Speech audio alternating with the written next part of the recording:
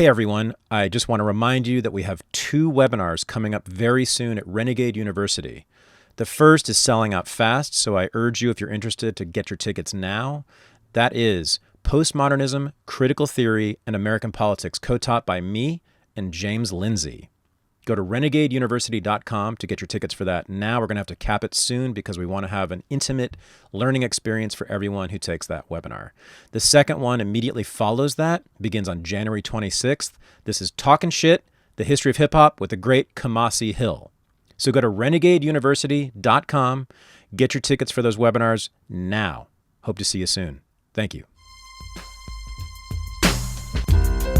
This is the Unregistered podcast, and I'm Thaddeus Russell. This is a show about ideas, people, and behaviors that are considered inappropriate, out of bounds, or beyond the pale. The things you're not supposed to talk about if you're a school teacher, a college professor, a businessman, a politician, a parent, a neighbor, or even a podcast host. These are the things you're not supposed to say or even think if you're a good liberal, a good conservative, or a good citizen. Each week, I'll interview a person who has something bad to say. They might be a journalist or a professor. They might be a porn star or a drug dealer. They might just be an ordinary person with an ordinary job who doesn't care about the rules of polite society. I'm not interested in breaking the rules just to be a troublemaker. I'm interested in people who break the rules of conventional thought and to expand the scope of what is possible to say in our society. I'm interested in people who make me think. I want unregistered listeners to rethink everything. That's why I had this week's guest back on the show. This is my interview with Curtis Yarvin.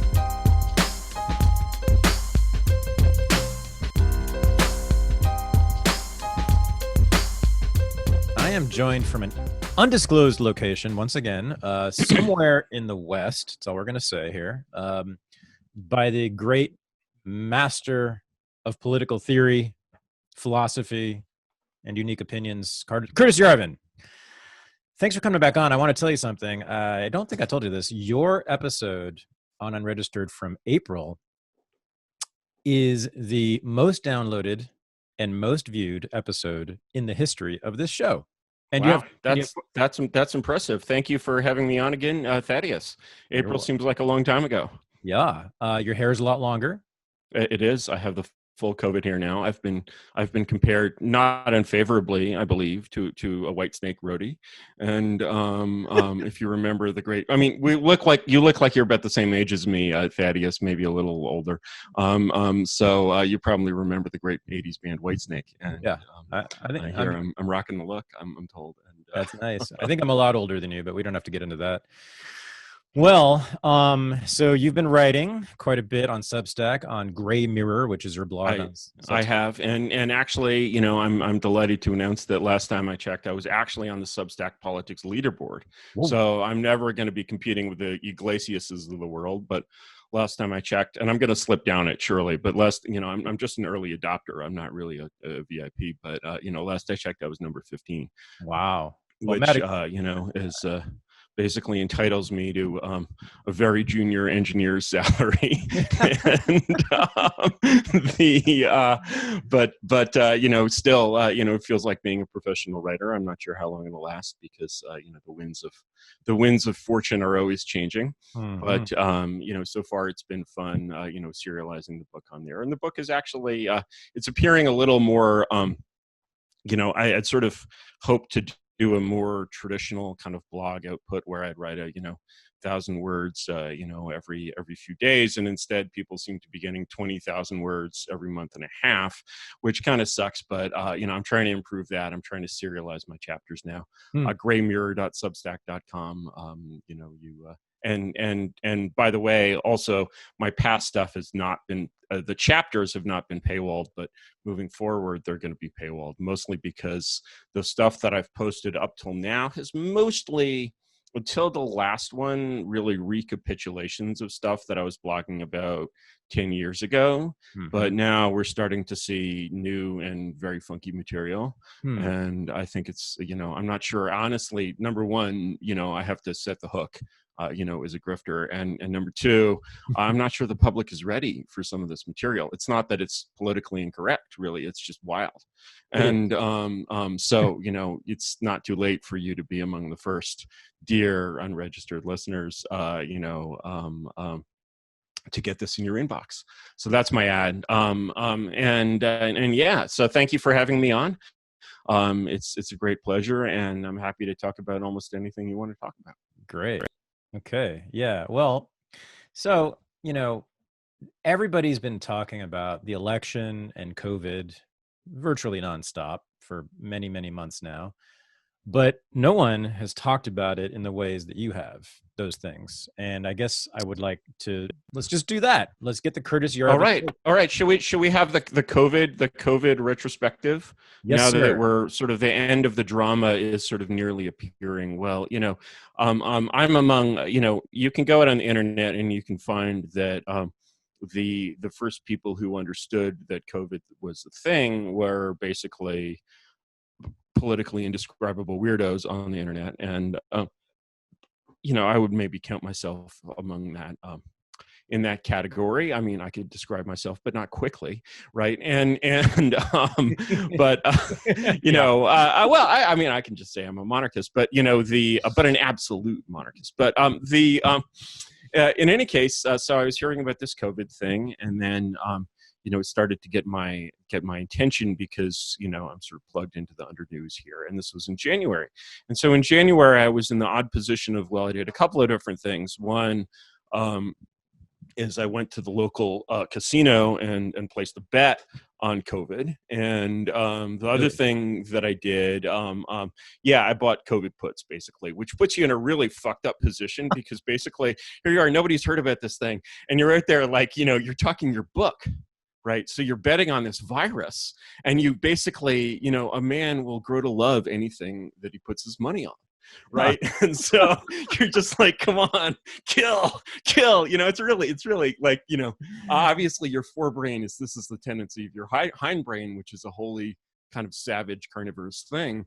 And your forebrain is, of course, fighting this, it's trying to be decent and philosophical, but, something in your hindbrain is like, you're watching that line go up and you're like, yeah. And then, the funny thing, of course, is you bet on this in January, and and then you're like, well, I mean, how can you anticipate the modern flow of modern financial market, right? You can't, except you can. And, even when this thing was becoming clearly a visible, relevant thing in China, like the market keeps going up and up and up, right? And the amount that I put on this was derisory, right? And it was a small bet, right? and it keeps going up and up and up, and you're just like, what is going on? And I talked to someone who has actual money at some point about this. And I think a lot of people just didn't believe that China could handle this actually not just as well as the US, but better. I think that, they were like, okay, yes, now you're seeing that China is really still a third world country. And wow, this is some fucked up shit. Wow, they're rolling people's doors shut, but, not going to happen here. Right. And so at the end of February, I took a trip down to this event that was sponsored by Justin Murphy. I don't know if you know Justin. I know of him. We did like a public event with him. We made a reasonably professional tape of that. It's a good show. And so I was doing this public event down there, and it's February like 28th. And I'm like, this is the last week that I would go, down.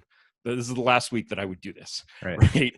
And because I know what's happening, right? And I'm driving down there with this friend, and we're driving down, and we stop in an In-N-Out burger, and I'm like, this place will be empty in 2 weeks. Yeah, and it was 3 weeks, right? And but at the time it seems completely impossible. And I went to buy in January. I pulled my kids out of Chinese New Year, As you remember at the time, they were in Chinese school. As you remember at the time, that's racist to like be afraid of Chinese people because of the virus, right? Indeed. You remember how racist that was, and masks Yes. at the time were also racist. Yes. And Right.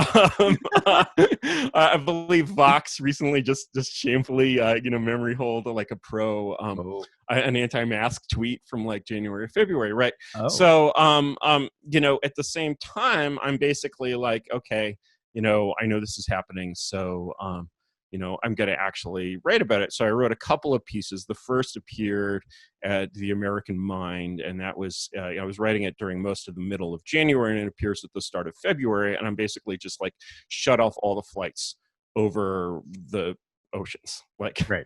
It would have been actually I was too slow writing it, and it would have been like 2 weeks too late. But as I put this out, Trump announces this order, which is essentially, we're going to shut down flights from China. Of course, the order has like holes, like, it's like you can fly through Taiwan. It doesn't apply to American citizens. Like, it's totally irrational. But I'm like, well, at least somebody's trying to do something here. But you could so easily have like just inconvenienced a few travelers for a few weeks and just separated the hemispheres. And like, why you have air travel between the hemispheres when even a plausible pandemic is developing in one of them? It's just evidence of just complete brainlessness, right? Like if you had a king and your king was like 7 years old, your 7-year-old king would come up with that solution, right? And well, instantly knowing, okay, maybe the 7-year-olds I know have known well have not been average 7-year-olds, but do you want an average king? I don't know, but but instantly, right? It's just like, why are you not inconveniencing a few tourists? And as it turned out, we wound up inconveniencing quite a few tourists anyway. And that's sort of the course of the thing. Then the next piece that I wrote, which was and the worst thing about going down to LA in February is that it was this basically group house party that like Justin Murphy had set up. Well, of course, now we know, and I of course knew very well at the time, that this is basically like the COVID equivalent of an orgy, right? It was not an orgy, but as far as airborne particles go, it was certainly an orgy, right? And just less here fun. You have these, arguably, I don't know, it depends on your taste, I guess. But no, it was fun. It was full of people, getting blitzed and expressing ideas at each other, as like as 20-somethings have been wont to do since the beginning of the world, right? Mm-hmm. And it's a little different when you're my age, but not that different. And and it was a fun event, and and I met some very cool people, and some very good things happened out of me going to that. But one of them, it was like, it's like I met some people whose film had gotten into South by Southwest, and they were of course very excited about this, and I'm like, it's not going to happen. Correct. Ouch. And so like basically like this was a rare, it's like I act like a prophet, all the time, but I don't feel like a prophet. I feel like an imposter. But at this particular moment, I felt like a prophet, right? And, so that was kind of the early COVID, and then I think the second piece that I wrote came out later in March, just as people, including the stock market, were basically realizing that there was shit going on here. Now the stock market, of course, turns around. I was lucky enough to basically sell my big bet, which was originally a small bet at the bottom, but I, was totally over pessimistic on the V-shaped recovery. I didn't really, I wasn't cynical enough to basically realize how much this financial system could decouple the stock market from the real economy. And I should have realized that, because honestly all of my theories tell me that, but I just didn't sort of believe myself adequately. So that's a lesson to all of you out of there. You should believe me more, and you'll make more money. But but only when I say the right thing. So in any case, so my COVID betting record, such as it is, is not completely perfect, but it did considerably assist in moving me out of the Bay Area to this undisclosed location. And but in any case, so I wrote the second piece, and the second piece was, no offense, perhaps a little too spicy for Claremont's American Mind, because so I moved that to Medium, and then later I moved to Substack. which I sort of planned to do that all along, honestly. Right. Like, I love the guys at the American Mind, don't get me wrong, but like they have very real institutional constraints. Right. And in, you know, one of their very real institutional constraints is that basically, you know, it's pretty hard for them to basically publish, you know, or it was hard then. Now it seems a little maybe more obvious. It was a little hard for them to publish, you know, in March, a piece that was basically calling for martial law and an emergency coronavirus dictatorship to basically solve this problem. Now, you know, including, I was like, you need human challenge trials. You need to basically just do everything really fast. And the thing is, if you look at Operation Warp Speed, in a way, it was kind of the normie version of that almost. It was like pretty fast. And you realize when you look at this, wow, they speeded this up by 10x, and there's another 10x in there. You can smell that there's another 10x in there. They're like, oh, wow, yeah, we're still going to take another year to produce an amount of chemical that can fit in a motherfucking suitcase. You know, like if you'd said that to like General Groves, you know, working on Los Alamos, he'd have gone ballistic. There wouldn't even been a particle of you left in that fucking room, right? You know, and like, you know, like, oh yeah, sorry, we put our order in for the reagent too late, you know, like what the fuck, right? You know, there's literally nothing in the whole productive capacity of the country more important than this. And you're taking a year, and you're taking a year just to test it, and somehow in that year you didn't manage to spin up the fucking manufacturing capacity. Now, how do you explain that? I explain that by the fact that these are very complicated systems. And I was just trying to explain that, you know, I get lots of practice because my kids are old enough to ask questions, but not really old enough to understand the depth of some of the responses, as I think most people are not old enough to understand the depth of like reality, basically. So I have to simplify these things. And, you know, what I said, you know, just now to my daughter is, I'm like, you have to realize that systems can be a lot stupider than people. And especially the people in them. And so when you look at the processes by which, for example, you know, let's talk about vaccine production and distribution. One of the reasons why this shit takes so long is that, you know, if you've ever known anyone who works in the pharmaceutical industry or approximate industry, it is insanely bureaucratic. It makes DOD basically look like, you know, a hawala, right? You know, it's like everything generates these enormous reams of paper. And that's part of what fucked, you know, FDA and CDC up, you know, their initial, you know, fuck up of the response, which had nothing to do with Donald J. Trump. You know, remember the test, it was fucked up, and no, they wouldn't even let people test for the virus. And, you know, all of that comes from basically these processes where everyone is praised for applying the brakes liberally at all times. And so, you know, and the worst possible case outcome, of course, you know, the discounting of type A errors and type B errors, you know, all this stuff as a libertarian is, of course, wildly out of whack. And so, you know, if you look at basically what the 1940s would have done to make this vaccine, which, you know, if you go back and read pre-COVID about the mRNA processes, one of the advantages of the mRNA process is like, this is really cheap and easy to do. Right. And this is not like this like hugely recondite thing. What's hugely recondite about it is basically doing it with the, you know, 6 nines of precision and 6 nines of every change in every process is documented in every possible way.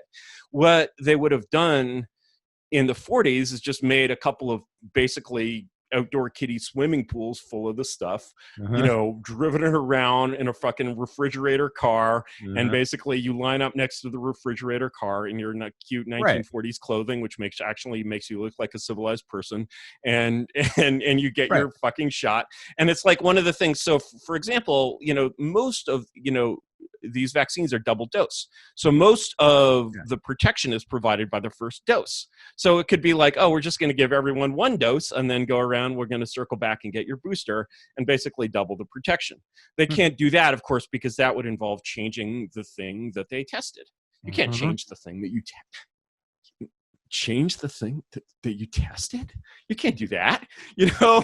And what right, you know. And so it's basically like this, you know, huge morass of procedure which has somehow been coaxed to run maybe not 10 times but, you know, a few times faster than it usually does. But that just shows you how absurd the whole sort of procedural thing is Right. for an emergency like this. Right. And so, basically, if you had a coronavirus authority back in April, they would have been running, okay, you probably do want to test this in humans. You need basically, how long does it take to test it in humans? You need the humans. Okay, go down to your local prison, get people to volunteer.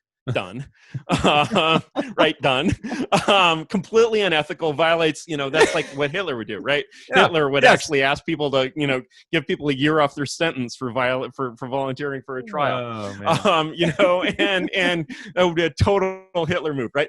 And he would save 300,000, undeserving white lives by doing that, right? And so like, number one, you do that. You probably run it through monkeys first. You run it through monkeys. You run around in people. You need like, if you're actually infecting people rather than just letting them sort of walk around waiting to get randomly infected, along with a bunch of people who you gave fake shots so they would also get randomly infected. Right. No, just run the goddamn experiment and stop being a little bitch. Yeah. Right. And so, in this timeline, you're basically running the experiment while not being a little bitch. You're running that with like 5 or 6 things at the same time. Right. So you need to, purposely infect, I haven't done the math, but, maybe as many as 1,000 or 2,000 people, Yep. half of whom need to be protected and half of whom not. That takes about a month. During that time, you're spinning up your ability to mix mRNA with some lipids and put it in a giant indoor kiddie pool and ship it around in a cold ass freezer truck. Right. And by the end of April, people are sticking this shit in their arms. And the whole shit show of like all of this never fucking happens. And by the way, at the same time, you're either doing a real lockdown or not doing a real lockdown. I think one of the most telling things, I actually had a conversation, I only have genial, nice conversations, but I had a conversation with this guy on a Clubhouse, actually, this guy, Thomas Pueyo. You might remember him from The Hammer and the Dance. The Hammer and the Dance? Do you remember The Hammer and the Dance? This was the like long Medium post about the right way to deal with COVID. No. And the idea is that you'd hammer it down with a hammer, right? And then you kind of dance around, and it's like you're seeing the dance now, right? And it's a dance of pain. It is not a beautiful thing, right? Yes. And part of the thing that basically gave me such a difference of opinion, you must remember test and trace. Remember test and trace? I think in some countries they kind of actually have test and trace, sure, but not fucking here, right? And South Korea, right? South Korea, right? Yeah, right. What South Korea has it's basically, I don't know how to put this. It's a civilized country. They have a government and they make things. Mm-hmm. And other than that, basically the same. Uh-huh.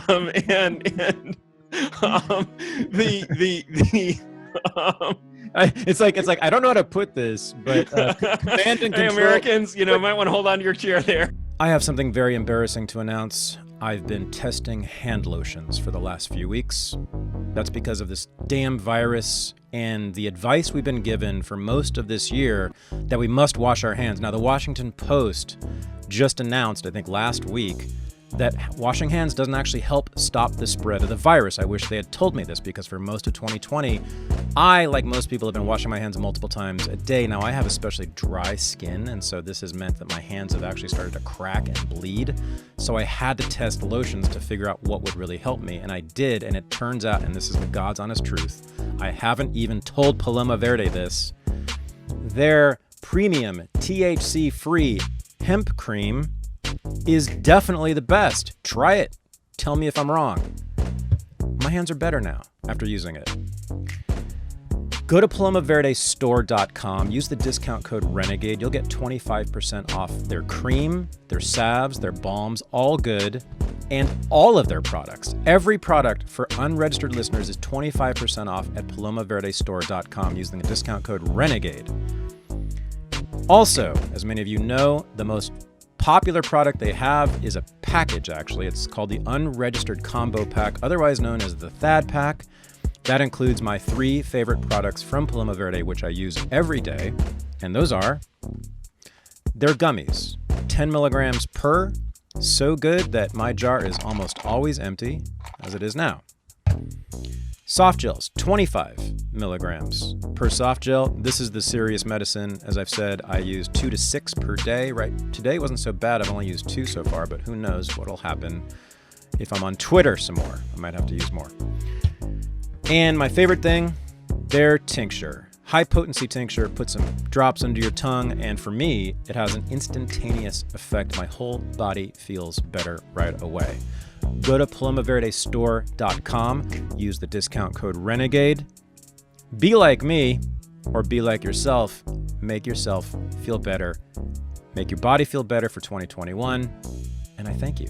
But command and control economies and monarchical rule, right? I mean, because you're talking about World War II here, which was a command and control economy, right? And you're saying it was a command and control economy, but here's the interesting thing about that is that, and so, the comparison there is you're comparing, the World War II command and control economy really with a Korean kind of chaebol, and I assume the central government is the chaebol are the big, like the zaibatsu, the big Korean conglomerates, basically there that are the size of governments, right? Like Hyundai, right? You've heard of Hyundai, right?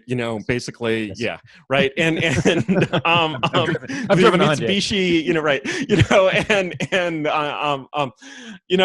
So you have these monstrous organizations, and you have a government that, by all accounts, is run very much like one of these monster effective organizations. Yeah. Are they Apple? Are they Tesla? No. Are they SpaceX? No, not quite, but they're still pretty effective, right? And that's Korea, and you get back here and you basically are confronted with something very, very different. You have a different kind of government. It has a different relationship with its people. And you had all these pundits at the time that were writing about the United States as if it had a real government and it could actually do these things. So it's like, oh, we're going to quarantine the state, or we're going to separate this state from that state. We're going to have red zones and green zones. Remember the red zones and green zones, right? And you're just like, imagined all of these things that sort of, yes, if there was sort of a government with a kind of, cohesive energy in the United States, it could in theory do these things. It would probably be doing other things, but yes, it could do these things. But the idea of expecting New York City's public health service to trace COVID traces, it's it would I was about to say it would be like expecting my 10-year-old son to drive a car. It would be like expecting my 10-year-old son to fly a helicopter. Right, and I'm just like, no way, right, and it really, and it exposed to me the extent to which, I think when you look at most of these pundits, they have very little idea of what government actually is and what actually goes on in it. They also have very little idea of the process that brings them all the stuff they order on Amazon and all the software they use and all of that. They have very little idea of how that comes to them. And so both of these things are kind of abstractions in a way in their heads. And so, they don't realize that the separation in effectiveness between them is orders of magnitude. And occasionally you'll see that in, for example, remember the Obamacare website, where basically using standard DC IT procedures, they spent billions of dollars on making a website and couldn't get it done. Right. And then they brought in a bunch of, transsexual liberals from Silicon Valley, and the transsexual liberals fixed it in 15 minutes for $5, right? And the this is a real kind of circulation of the elites moment, in certain interesting ways. Not even the transsexual liberals, until they got to DC, realized how much better than these people they were. Right. And then they got to DC and they were like, oh my God, we've got to form the US Digital Service and upgrade IT in DC to Silicon Valley standards. And of course, what happens is they create these new institutions and they wind up getting downgraded to DC standards, right? Because eventually they run out of exceptions and have to operate by DC rules. The people are a little bit better, but it's mainly the rules that things operate under. So to get back to your original question about why is this different in World War II, I think there's a very important, lesson there, which is that it's not necessarily the sort of formal nature of an organization, whether it's officially part of the government or not part of the government. There's a lot. I mean, is the gas company part of the government? It certainly seems to operate like it. In fact, it's the main, sorts of identity documents in this country today. In case just one of the many fucked up things about it. You've ever had the DMV ask you for a utility bill, and you're like, but that's a private company. That's right. That's right. The category error, right? There's always an autistic part of you that wants to be like, category error. And so the thing you got to understand about the New Deal environment is that what made the New Deal work, or what made, for example, the Manhattan Project work, is simply that this was a new organization. As a new organization, it could operate. It was basically a startup. It was different from a startup in no particular respects. A startup is also mildly accountable to its backers, and the New Deal was mildly accountable to its backers. And otherwise it could do whatever the heck it wanted. And if Harry Hopkins wanted the government to do anything, he would just make a call and it would happen. Right. And people still think that Donald John Trump has or had that power, which is just incredible to me. And it just, it's night and day, right? And so when you look at, for example, how the Manhattan Project or even the Apollo Project ran or operated, it's sort of more interesting to see when you look at the way it actually functions and the kinds of people that it employs and how it works and how it makes decisions. It looks a lot more like Tesla than like the Department of Energy. The thing is, the Department of Energy, for which my mother actually worked at one point, the Department of Energy is actually the lineal bureaucratic descendant of the Manhattan Project. That's why it handles all the nuke stuff. It's actually literally the same organization. Okay, so you basically, so you've taken it's like a company that used to be a startup and is now just unbelievably, it's like a salmon in spawning season, but it's immortal and refuses to die. It's this horrible, like, zombie fish. You know how salmon, you can't even eat like spawning salmon because they've devoured themselves from the inside. That's basically, like that's I feel an appropriate metaphor for looking at these organizations. They're just completely marbled with like fat and stupid shit. It's like the first researchers who were trying to get FDA to approve their to let them test for COVID. Like the FDA was just like, they sent a request in and heard nothing, and then they hear nothing and they hear nothing and they ask again. They're like, oh yeah, you didn't send it in properly. You also need to send in a physical stack of paper with your application. Okay. Right. And just like unbelievable, like stuff out of the Soviet Union. Right. And these are especially the fact that you see complaints like this basically is telling, because actually nobody anywhere near anything regulated by FDA wants to cross those motherfuckers, right? And once they decide they don't like you, you are fucked.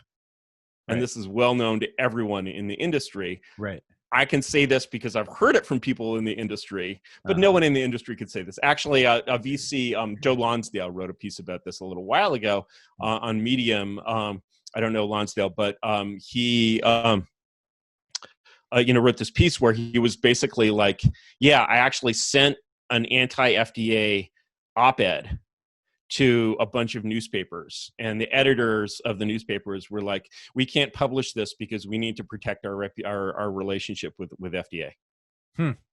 Right. So, essentially, like you think that you're looking at this free and independent thing, and you don't realize how much even, FDA has even taken control of the sources which write, of the outlets which write about FDA related things. Because guess what? If you're a journalist and you talk shit about FDA, or you don't trust your sources, why the fuck are they ever going to talk to you again? Do you know how many people want to talk to them? Do you know how many people would like to write the definitive FDA tongue bath for the New Yorker? Yeah. Right. You couldn't fit them in the fucking Superdome, right?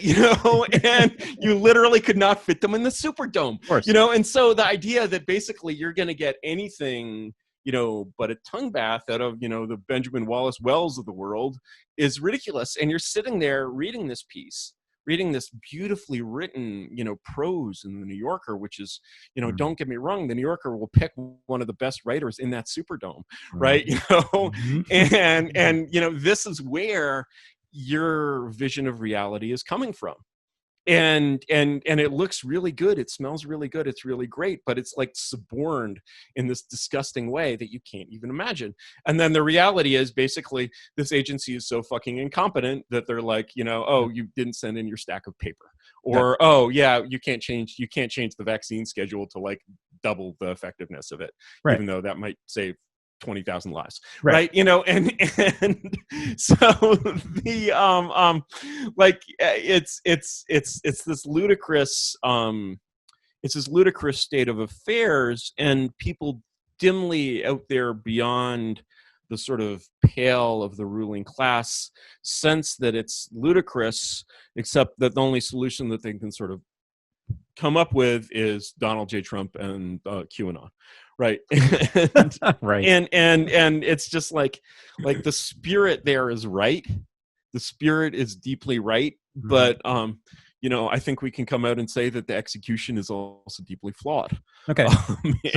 So let me stop you there. So all right. I think that was a complete rant. I think it was a full rant. No, it's fabulous. I just want to make sure that people who are unfamiliar with you and your work and your ideas are following us here. So correct me if I'm wrong. You are favorable toward the kind of command and control economy during World War II in the United States, toward an issue like this. Similarly with China, it sounds like you're favorable to China's very draconian lockdown, right, which was all from the top, right? Well, if you're going to do... Wait, hold on. And South Korea's like the corporate cartels essentially controlling this stuff, vertically, directly. Monarchical response, right, is what you are favoring.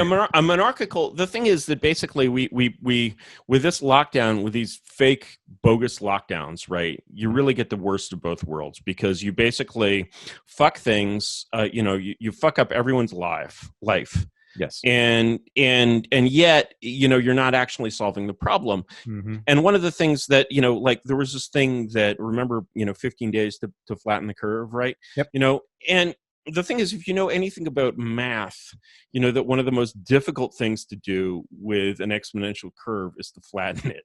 You can drive it to zero, or you can drive it to infinity, but managing it as flat so that R naught is 1 is really is a totally ridiculous thing to do from a strategic perspective. Huh. And then, but it sort of becomes accepted as the gospel. And so this is, and I really do blame the hammer and the dance guy for this, because, if you're going to basically, you're going to either hammer it or not hammer it. Right. Either you're going to adopt a mitigation strategy, which is more Sweden-like, or you're going to actually hammer it in a way that actually works. Okay. And the thing is that one of the things that the Asian experience shows us, whether it's the Chinese sort of very blunt force version, Taiwan and Japan, managed to do it very gently, but still firmly enough. New Zealand gets lucky and can crack down late enough before it's sort of widespread. Australia, even kind of similar. Even on Australia and New Zealand have sort of more of a kind of centralized, in this case, a Victorian tradition of public administration than the U.S. does. And, it's kind of, they have that NHS mindset, basically, that gives the state more power, right? And the thing is that and those states have, along with the power, they have a reasonable level of competence. And, whereas here we tend to think of disempowering the state as making it incompetent, and those sort of things are not quite equivalent in my mindset, right? So if you look at essentially what sort of could have been done in the U.S. by an authority that was really dedicated to solving the problem in a month, or 2 months, we could have done it. That solution would involve both very heavy population management and very fast vaccine development. And, either one or both of those things probably would have worked. Now, it's true that when I was posting in March, even basically, I still overrated the seriousness of the disease because I didn't recognize what a steep age curve in effect it has. Right. On the other hand, this is a disease where there are a lot of credible reports of it doing basically, it's not killing younger people very much, but the chances that it's doing relatively subtle organ damage that might still be taking a few years off of your life just off the other end is by no means insignificant. Right. Yep. So, you're basically, because when your young body sort of loses regenerative capacity, by definition, you're not going to notice. And so that's to me, that's the main reason why, not worrying that I'll die, that's the main reason why I, as a 40-something guy, don't want to get it. Right. But definitely, it's not the Soderbergh bug either. Right. That's still a fabulous film, but Soderbergh's Contagion. Oh, but, no, I haven't. Oh, what was that? You must have seen it. Was that Dustin Hoffman? No. Was Dustin Hoffman in that? What am I thinking of? You're thinking of the this is the one with Jude Law. Is Jude Law in it? Yeah. Okay. Yeah. I think Dustin Hoffman, I think, is the other one, but the Outbreak or something. Outbreak. Yeah. Outbreak. You're thinking about Contagion is a much better. Contagion is actually like, it's actually, literally like supposedly a bat virus in Contagion, but this bat virus was not as bad. But the thing is that you see in terms of the response, it's like you see the incompetent lockdown. You see the switch around from masks are bad to masks are good. Accompanied by that switch around is no attempt to provide actual like filtering masks to people. Instead, you just have all these fools walking around with like freaking hippie bandanas over their faces, and you can see how effective that is. It's probably better than nothing. But you can buy a KN95 for like $3 now. Just get one. It's at least as comfortable and it actually works. And mostly, when I was buying what I wear is a P100 respirator. And which makes me look like a total freak. And this stuff gets into your eyes also. So I'll wear ski goggles, which makes me look like a complete alien freak. Right. Again, I don't know if I'd go this far if my wife wasn't high risk, but even when I sort of betting on this thing, knowing what was going on in February, bought, my P100, I felt like a total like survivalist prepper nutcase. Which is, I think, the way you should feel if you're a survivalist prepper nutcase, but that doesn't necessarily mean you shouldn't be a survivalist prepper nutcase. I think the survivalist prepper nutcases have frankly had a pretty good year of the this one. It's not the big one, but it's certainly been something. So essentially, it's like the Swedish or a Swedish-like approach or a modified Swedish-like approach doing probably way better with nursing homes is probably what you'd recommend for sort of existing paths of authority in this country. I think it actually would have been very, very easy for the Trump administration to basically be like, we're going to run this in a completely centralized fashion and we're just going to tell everyone what to do for 2 weeks. But of course, he had no interest in, nobody wants that responsibility, right? And the, again, Operation Warp Speed is this kind of, slightly gilded version of that. But which only applies to the vaccine and drug part, and not to the basically, okay, now we're actually going to seriously try to stop contagion part, which the Chinese did. It worked for them. I know. Right. I was going to say, so the Chinese had this top-down draconian lockdown, and they ended it in 2 months, right? It was basically done in 2 months. Now, our wonderful new sponsor, Mantafly, needs your help. They're building something that will change the world for a lot of ordinary working-class entrepreneurs who suffer from state regulations and licensing rules. They're building a platform that will connect mobile beauty professionals with clients. This includes barbers, massage therapists, nail technicians, hair braiders, and the like. I want to ask you right now to sign up at mantafly.com. It doesn't cost you anything, but also to tell your significant other about it, because they are starting beta testing soon and they need volunteers to test out the app. Anyone, as I said, can join for free. Vendors self-report their licensing status, and they accept people who are still in training. They want to help people as soon as possible, And the more people beta testing in early 2021, the faster they can fine-tune the app for public release and help people get back to work. So go to mantafly.com, sign up for their beta testing, and change the world. Thank you so much. What you are... We're done in a month, and then they took another month to be sure. Yes, because they're not stupid over there. What you are prescribing in this country is the left-wing idea about what should have been done with the virus, right? What's interesting is, I'm old enough to remember that wasn't the left when that wasn't the left-wing idea. I'm old enough to remember when it was racist to be worried about the coronavirus, right? For a minute. For at least 2 weeks. And the interesting thing is that I think that actually tells you a lot about our system of ideas, because essentially what the left did with that is, I think it's unclear whether the left seized what I would characterize as the high ground, or whether it was actually more that the right seized the low ground, or it was actually more that Donald Trump seized the low ground. Yeah. I definitely basically found that he has everything that Donald J. Trump does, he does on instinct. He doesn't think, he acts on instinct. He trusts that instinct. It's done reasonably well for him. A lot of the times it works very well. Many times it works very poorly, and it has almost no determination or follow through. Mm-hmm. And that's really what made his administration a shit show and a failure. Yeah. And so there's another world in which basically, in every case in American politics, if Trump had basically been like, okay, coronavirus is death, and I'm here to shut it down, and I'm going to take power to shut it down, there is no world in which the viewpoint of the American left would not have been, it's just the flu.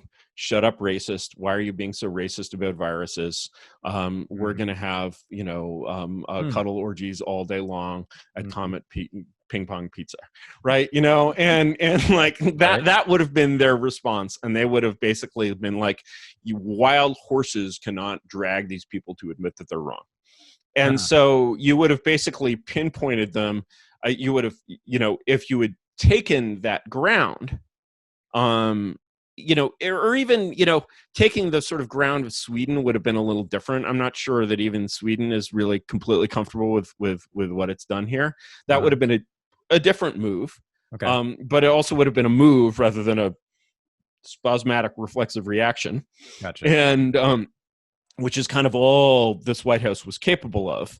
And but if you'd basically taken the move of being draconian about the coronavirus and taken that as a right-wing position, we would be talking today and we would feel that was completely natural and inevitable.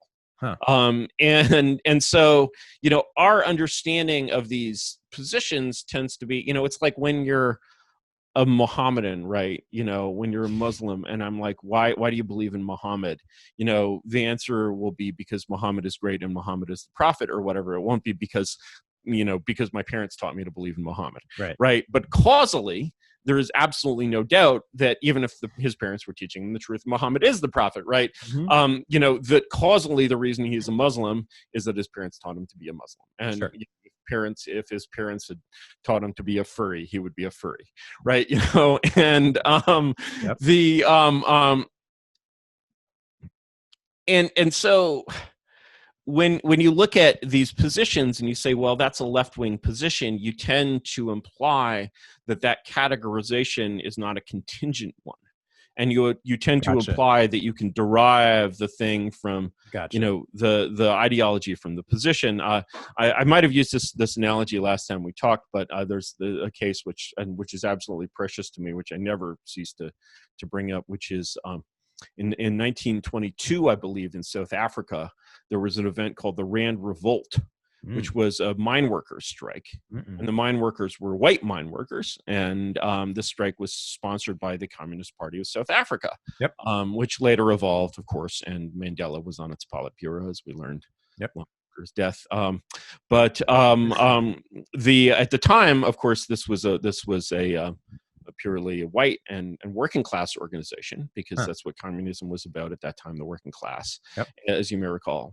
And they carried these. There was one, and this was not all their picket signs said, but I would have to actually dig up this piece of historical research, but I'm sure that I've seen it, which is someone in the 1920s in South Africa carrying a picket sign which reads, "Workers of the world unite to keep South Africa white."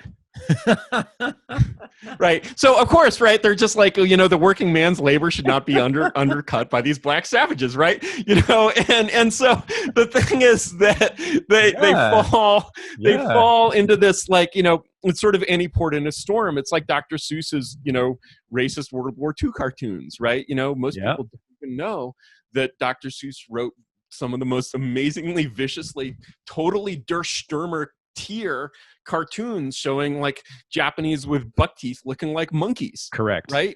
Yes. And like monkeys with buck teeth, right? That was the American vision of Dr. Seuss of the Jap, right? A super soldier, who was also a buck-toothed monkey, and did Dr. Seuss and was just absolutely ruthless killer, right? And would die for the emperor. And did Dr. Seuss, like contribute to spreading this stereotype? He did it enthusiastically.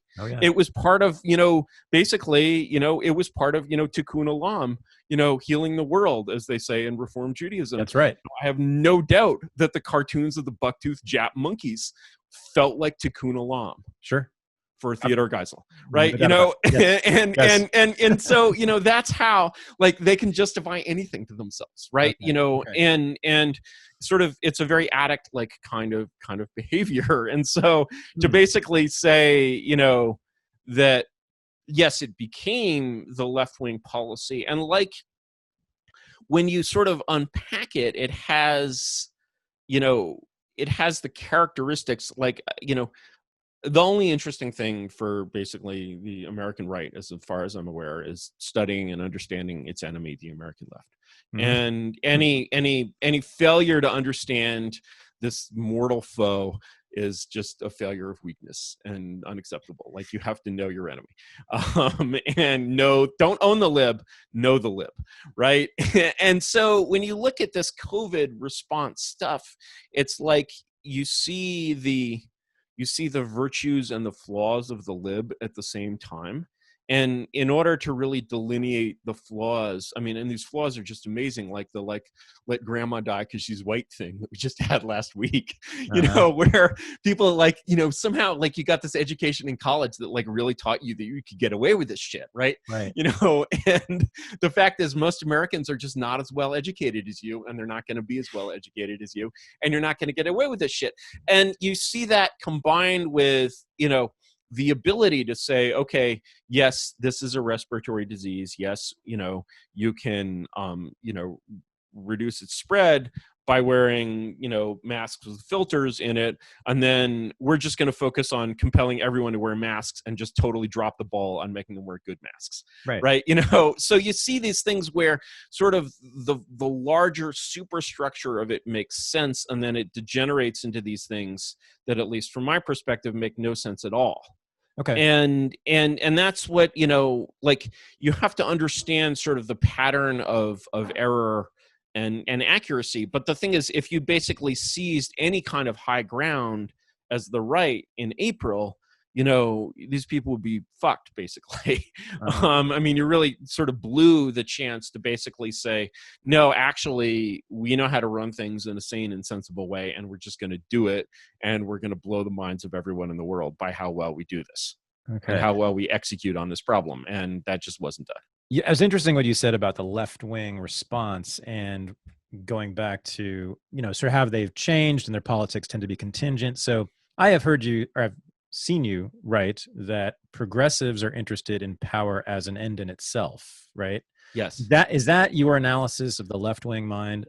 I think that's not the way I would explain that in a more, in a way. I mean, that's a very compact statement. That's certainly not the way leftists think they think. Of course. And so, of course. And so the thing is that what actually happens with the left is, think about, you're a heroin addict. Okay, you're a heroin addict, and they're basically you need to go out and buy a gallon of milk. Now, there's two bodegas that you could go to and buy the gallon of milk at. One of them is right next to the alley where your dealer hangs out. The other is like nowhere, right? And so you're basically like, the milk is always fresher here, it's just better milk, and you basically, you're going to come up with sort of all of these rationalizations, like, that are basically workers of the world unite to keep South Africa white. They don't really have anything to do with, what you subsequently learn from these people is not only do they not care about keeping South Africa white, they don't even care about the workers of the world. That's right. And so, even, the way in which they drop the workers of the world and go straight to basically from like class politics to race politics without even taking a breath. That's right. And just abandoning their former clients, just leaving them to exactly just right. rot by the side of the road when they find a hotter girlfriend. Yes. Or, basically, to go back to our analogy, like suddenly you meet another dealer whose shots are hotter, right? They're not as cut, right? And suddenly you're like, yeah, man, the milk from this bodega, man, it's always sour. They keep it back there. They don't even control the fridge, and so, the mentality, they don't want to sort of admit that that's what draws them to these positions. And when you suggest other positions or other ways, it's like you can go and talk to, there was a piece by Robert Putnam, Harvard sociologist, very, very good guy. Really a titan. There won't be his like again in the New York Times, I think the other day. And Putnam comes up with, all of these great theories why, if you look at, any kind of sociological statistics, the development of African Americans, which has been going upward and to the right, around the time of the Civil Rights Movement, starts going downward and to the right. And you're just like, why? Here I'm looking at these numbers, and then here's this beautiful story that I've known by heart since I was a kindergartner, and these numbers are giving me the opposite of the story. Right? The numbers are actually telling me that instead of having been exalted and promoted to the high, most important cause in American political life, the African American has been fucked, broken, and driven across the land. That's what the numbers are telling me. Strangely enough, that is what my own fucking eyesight is telling me. Right? And so, as I will never cease to point out, every major American city used to have a black business district. Correct. Right? And San Francisco, right? Fucking Correct. San Francisco, which had no black people until the 40s, right? Right. And like, so you're saying, okay, here is this beautiful story, but this beautiful story contradicts everything I know of reality, both from the statistics and from my eyesight. Now, of course, Putnam is, of course, not going to draw the same lessons from this that I am. He's going to draw the lessons of the usual lessons is we have to try harder. There's a story of the traveling horse doctor who comes by. He comes by some farm, and the farmer comes up to him. And he's like, "My horse is very sick," and the horse. Doctor is like, no problem. I've heard these symptoms before. It's easy to resolve. Just give your horse a cup of turpentine. So the farmer goes home. He gives his horse a cup of turpentine.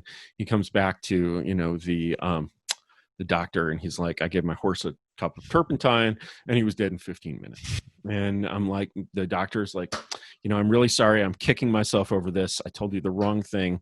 Your horse was clearly sicker than I thought. I should have prescribed 2 cups of turpentine.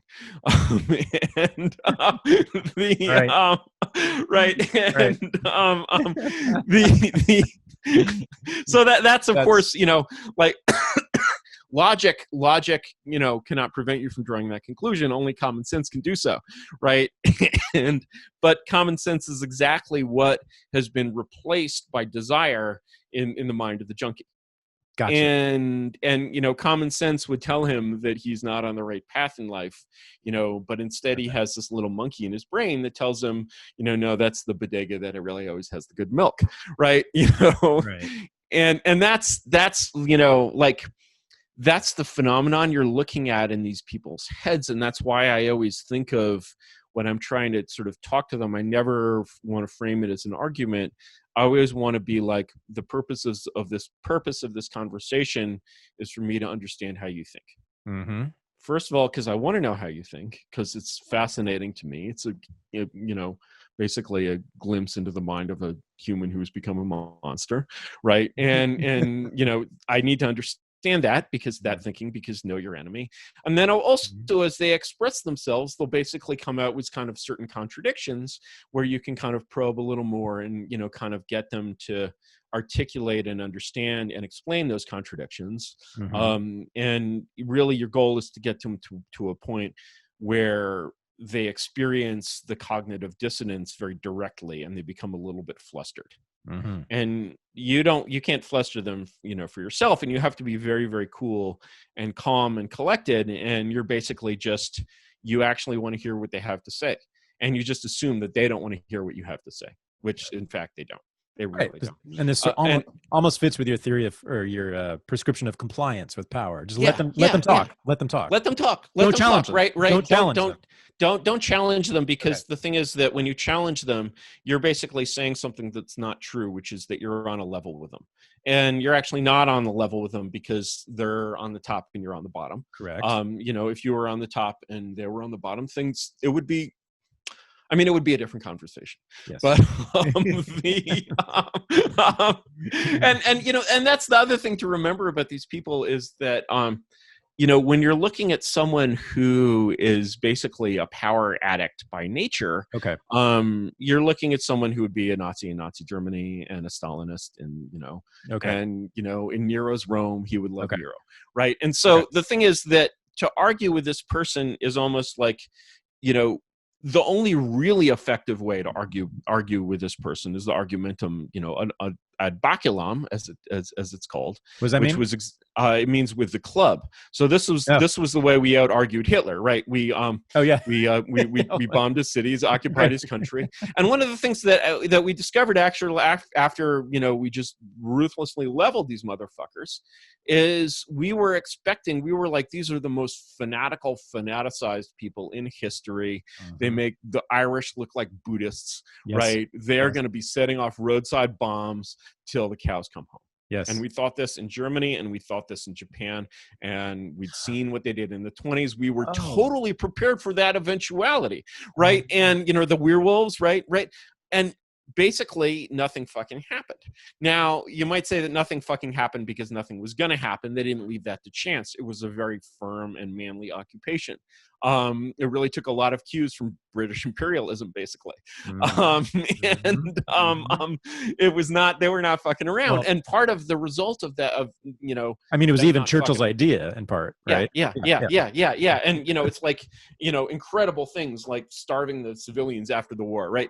That was not only done after World War I, that was done after World War II. Yes. And the, what can I say? It worked, right? Are they not eating out of our hands to this day? That's right. There is no one who is more pro-American than a German politician. I know. Basically, this was the pit bull of Europe, and you could starve it for 3 weeks and leave it in a kennel alone with a couple of kittens, and it would make friends with them. I've listened to interviews with government officials in Germany, and it's like I'm shocked at how like jingoistic they are as speaking on behalf of America.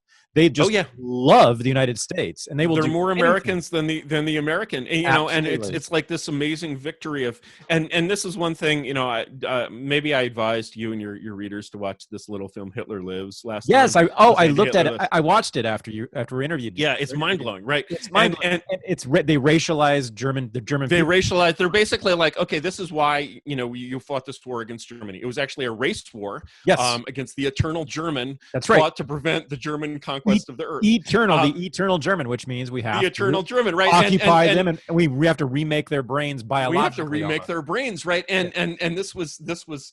I mean, it's funny. I've gotten involved with some film people. I was showing this to like a total film guy, and the amazing thing about showing Hitler Lives, which by the way was directed by Don Siegel, who later directed Dirty Harry, and the script is by Dr. Seuss. He's Dr. Seuss again in the credits. There Dr. Seuss again, right? There it is, Dr. Seuss, right? It's Dr. Seuss's world. We just live in it, right? And it's this just incredibly just like jingoistic. It just like traffics in all of these things that you're just like not supposed to do. It like corrodes your soul, and it doesn't mention the Holocaust at all. It shows pictures of the Holocaust, but it never mentions the word Jew. Right, these are definitely pictures of the Holocaust, which definitely actually happened. The story of the film is that Hitler is an equal opportunity baby killer. He wants to conquer the world to kill babies, and like Jews, what Jews, like right. And of course it makes sense in the propaganda context of the war, and yet it's just like. The amazing thing about the Holocaust is that essentially the best reason to fight World War II was discovered after World War II. And That's nobody knew this was going on. Totally. And to the extent that they knew, they refused to believe it. Absolutely. They literally refused to believe it because it made shitty propaganda. That's right. And so far from being a piece of Allied propaganda that survived after the war, it's a piece of far from being a piece of false Allied propaganda that survived after the war, it's a piece of true Allied propaganda that was invented after the war and retconned into being the reason for the war.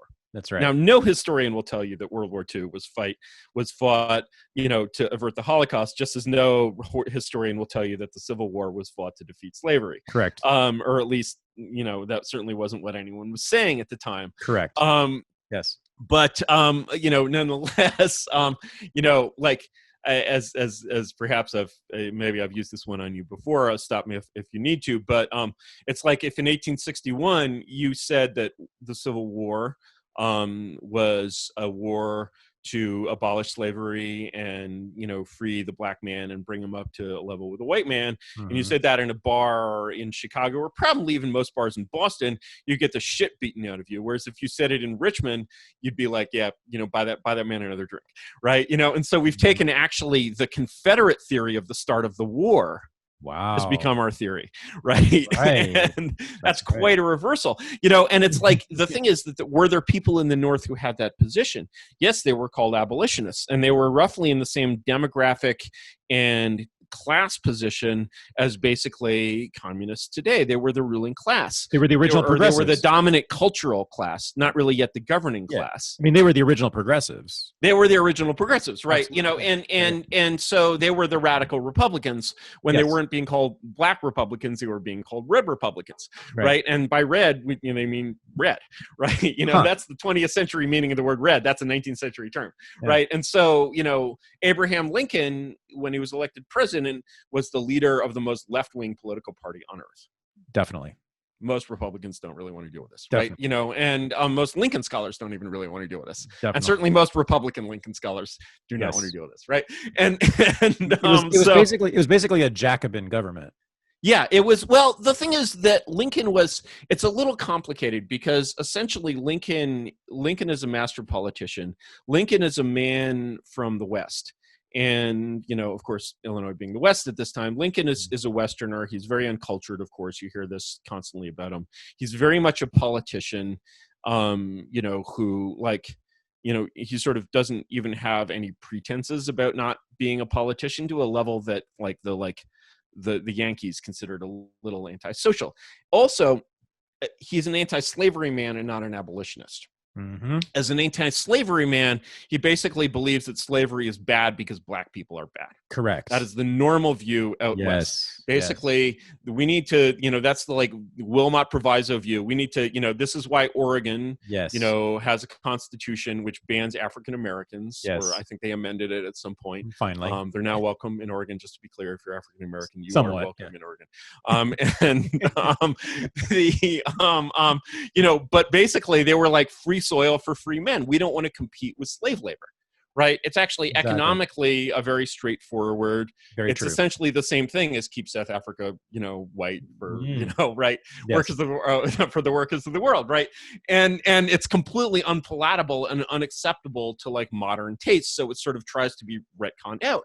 And what you don't realize is that basically the whole national discourse around the start of the Civil War is the South basically accusing the North of starting this war to have an abolitionist crusade to wipe out slavery, to mix the races. It was called amalgamationism back then. They were going to mix the races and make them equal. And they could point to a lot of people in Boston saying exactly that. Now, the people in Boston who were saying exactly that were not running the government. And in fact, basically, Lincoln and all the people who are running the government are denying up and down that this is the purpose of the war. Yep. This is, in fact, a nationalist war against these traitors who have betrayed the sacred American nationalist, whatever, right? And their supporters in England, which is considerably more woke at this time, are just like, wait, we want to support this war because in England, they're just abolitionists, right? They're not American nationalists in England. They're like, we want to support this war for the right reason, but instead you're doing all this strange, weird national fascist shit. And you're like, we're not doing this to wipe out slavery. In fact, we're guaranteeing slavery. Like, this war is not about slavery. And the South is like, yeah, it is about slavery. Yeah. Right? And so and this is why when people look at the Emancipation Proclamation, which is worded in this clever way to be like, oh no, we're not abolishing slavery. It's just a kind of technical measure to, only in the revolting states. In Delaware, you're totally fine. Just keep on whipping those slaves all you want, ancestors of the Bidens. But sorry, that was a low blow. I really don't. But a true one. Well, who knows if Biden's ancestors owned slaves? But I mean, Delaware is a slave state, and the man is from Delaware. Maybe that's enough. Then maybe that meets the right wing standard of factuality. I would hope that someone would have researched that, but you never know. He's from Pennsylvania. That's right. He's from Scranton, and then he moved. Yeah. They never had slaves no. Not for quite some time. Not really. Sorry, that's fake news, guys. No, Biden's ancestors were slaveholders. Story of fake news. Don't believe a word of it. In any case, that's an unverified claim, Curtis. That's an unverified claim, right? That's misinformation. This is going to be flagged on Facebook, right? So in any case, fact checkers, do your duty. In any case, so the Emancipation Proclamation has this sort of weird position where you're basically saying, hey, you guys down south, all the time you said this war was about emancipation. You're right. So they were trying not to do that, which is why that's number one, why this is considered courageous. Yeah. You notice that, it was courageous in the same way as Obama going back on gay marriage. Yeah. Where he's basically like, no, actually, all those times I said a marriage was between a man and a woman. Yeah. I didn't mean it the way you thought I meant it. Right. And of course, all the libs who heard Obama say that were like, oh yeah, he's just lying. He's just lying to the crowd. That's cool. Yeah. And which is a really disgusting thing to think, to be honest. I mean, it's a way of thinking that makes you complicit in this kind of Orwellian rule. Yeah. Right. And this is what is going on with the Emancipation Proclamation, where, it's basically saying, okay, yeah, we're kind of effectively going to make it a holy crusade against slavery, like you said it was, but we're not going to admit that we're doing that. But it's going to be enough like that it's going to make our supporters in Britain and Massachusetts really, really happy. This is a brilliant observation. I had never put these two together. I mean, I absolutely agree with you and always have on the Civil War and World War II. But to put them together, so in both cases, there was a post hoc rationalization for the war, which was racial. Yes, right? Which was racial justice and war. But in both cases, they were launched by the United States, essentially, or entered into by the United States for completely different reasons, essentially for control.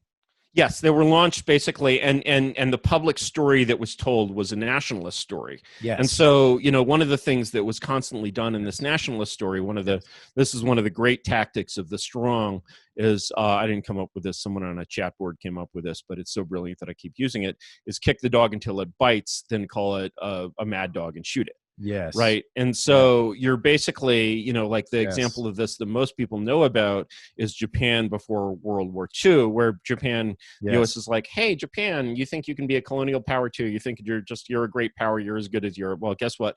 New world, no great powers anymore. We're going to have an international community. Mm-hmm. You can be part of our international community, or hey, guess what? Where your oil? Oh, you don't have any oil wells. Oh, Sorry. Sucks to be you, right? Sorry, bucktooth monkey, right? You know, and that was basically, you know, essentially the way that the Japanese were treated, you know, at the start of World War II. And there's sort of, you know, this very proud national power is given a choice between, basically, it's like, you're going to be our little bucktooth monkey from now on, or we're going to shoot you, right? And so, you know, like, they knew perfectly well what the response was to that was going to be. They weren't stupid, right? Mm-hmm. But the thing is, you know, the Americans who see Pearl Harbor, of course, just see, wow, we just got raided out of nowhere by these dangerous little bucktooth monkeys. We'd better, you know, settle that and, you know, basically create a Pacific Ocean free from bucktooth monkeys. Right. So, you know, what they thought based on what they were shown was sort of perfectly logical, but they don't see us kicking Japan under the table, right?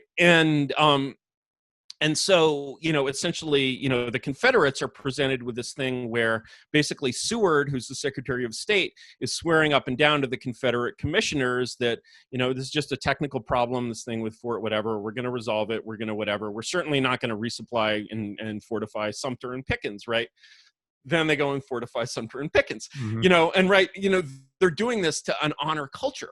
Right, they're basically giving them this, and you know, Lincoln is like, "Oh, Seward's speaking for himself. I'm making promises, right?"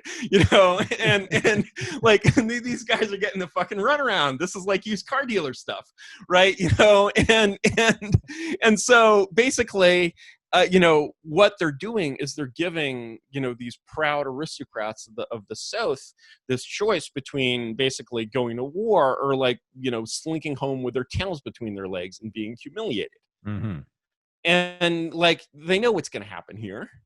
And you know, to a certain extent, you're like, okay, could I plot a better course through this for the South or for Japan or for whoever? Yeah, you probably could. You know, you certainly could. You know, I think many historians agree that if the South had actually, you know, sort of strapped their balls on in 1850 and seceded, then they could have done it. But in 1850, secession was an extremist nutcase fire eater position. In 1850, Jefferson Davis was a staunch Unionist, right? And he's a Unionist until I think late in the 1850s. Sure. Right. And you know, and in the end, it's those moderates who end up running the war and losing it. It's not the fire eaters. That's right. Because they were made into fire eaters by they were they were basically made into fire eaters. I mean, the thing that made, you know, most of the South into the fire eaters was, you know, this amazing realization after, I mean, John Brown did a lot of it, because in his Harper's Ferry raid, not only did he show that this like crazy terrorist thing could happen, he showed actually most of the North actually supported it. Yep. And, you know, then they were like, okay, you know, all this like denying that this abolitionism thing is real or like significant or whatever, or like out to kill us or out to go like full Haiti on our asses. Like, you guys want to go full Haiti on our asses, right? And, you know, I mean, Haiti for the South was literally like the Holocaust. Right. You know, it basically Southerners responded to the example. Oh, yes. Specifically, the extermination of whites, you know, by Dessalines in Haiti in, I think, 1804. You know, they basically, to them, it was like the Holocaust to a Jew. Totally. It was basically like, this is how we will be killed with all of our families. That's right. And so when it was like, you know, these, you know, the Jefferson Davises of the world basically finally give it up in 1858, and they're basically like, this is how, well, okay, fine, fuck, we got to do this, right?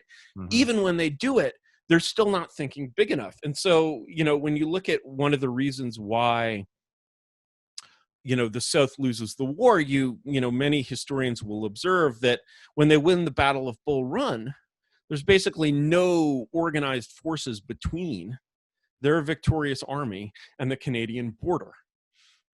Right. And the thing is, you know, but that is not at all, they're not actually thinking. You might have heard the term slave power conspiracy, this famous book by David Bryan Davis. Oh, yeah. You know, there is no slave power conspiracy. The slave, you know, and the Confederates are not at all thinking, oh, we need to conquer Boston and establish like indigo plantations, you know, in the Back Bay. You know, like that is not at all their mentality. But they should have. But they should have, right? Well, the thing is, I wouldn't put it. I wouldn't go as far as the indigo plantations.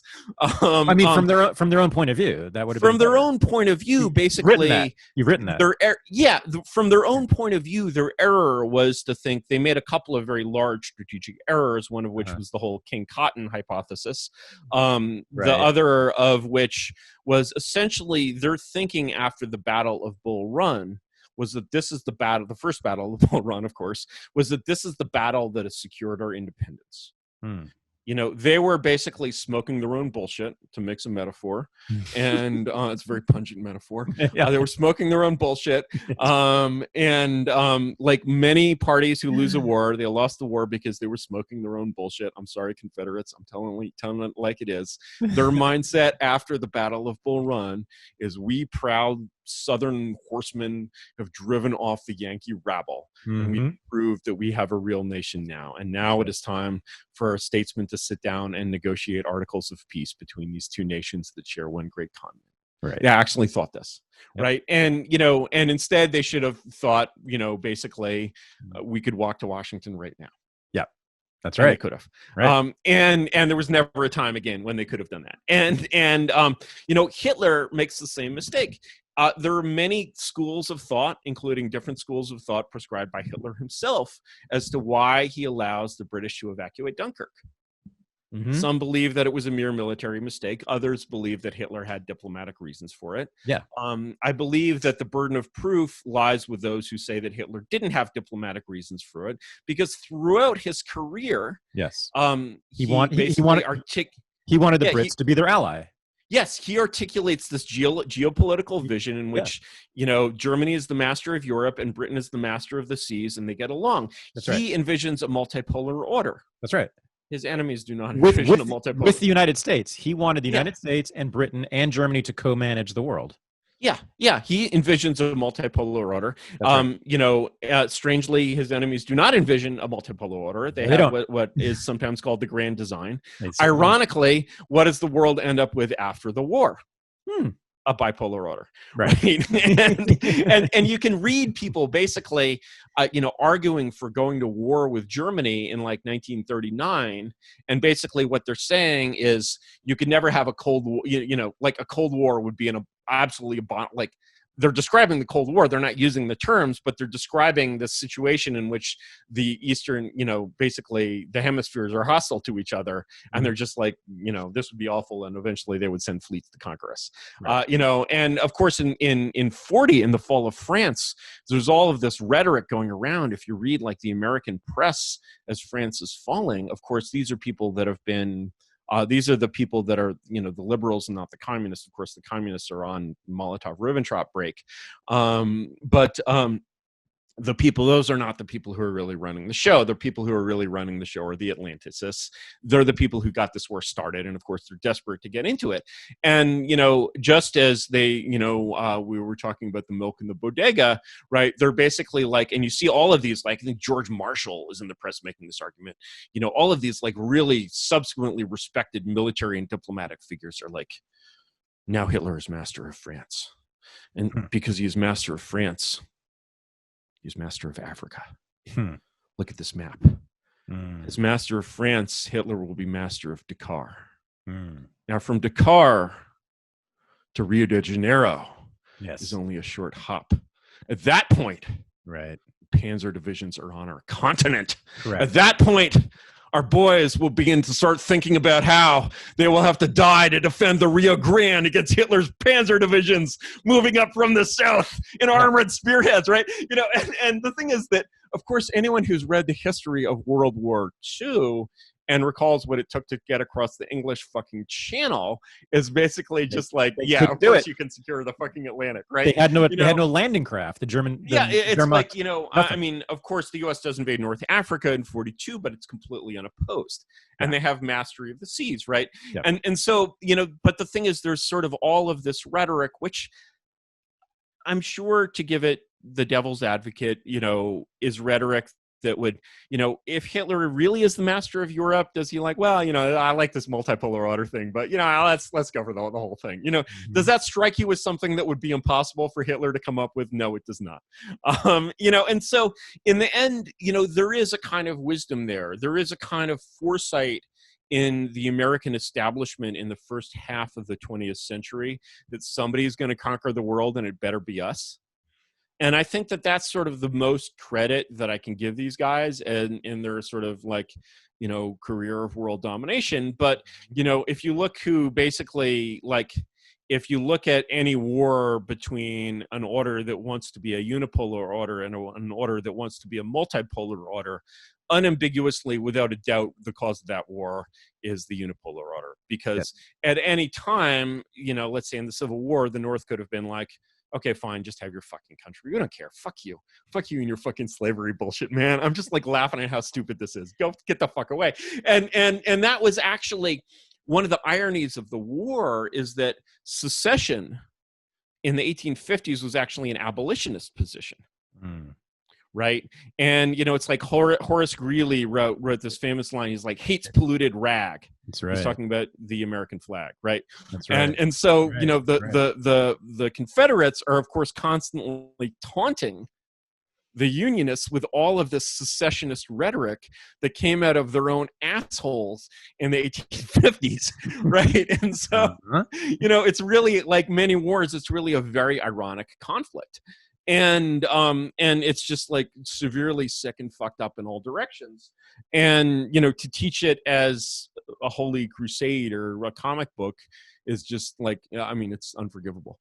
I agree. And all right, let's get back to the present. We were in the present. So you wanted to talk about the election too. Yeah. So you wrote a very fascinating blog post on Graymere on Substack. I think it was just after the election, in which you discuss Machiavelli and you discuss the prospect of election fraud, and you have a lot of interesting things to say in there, many of which I had to think very hard to understand. And I'd like to fully understand that piece and your thinking on. Well, I've actually written two election pieces. One that was the one that came out recently also. So if you look for Vae Victis on Grey Mirror, you'll find I saw that. Yeah, a sequel to that. But I've been. So tell us about Machiavelli.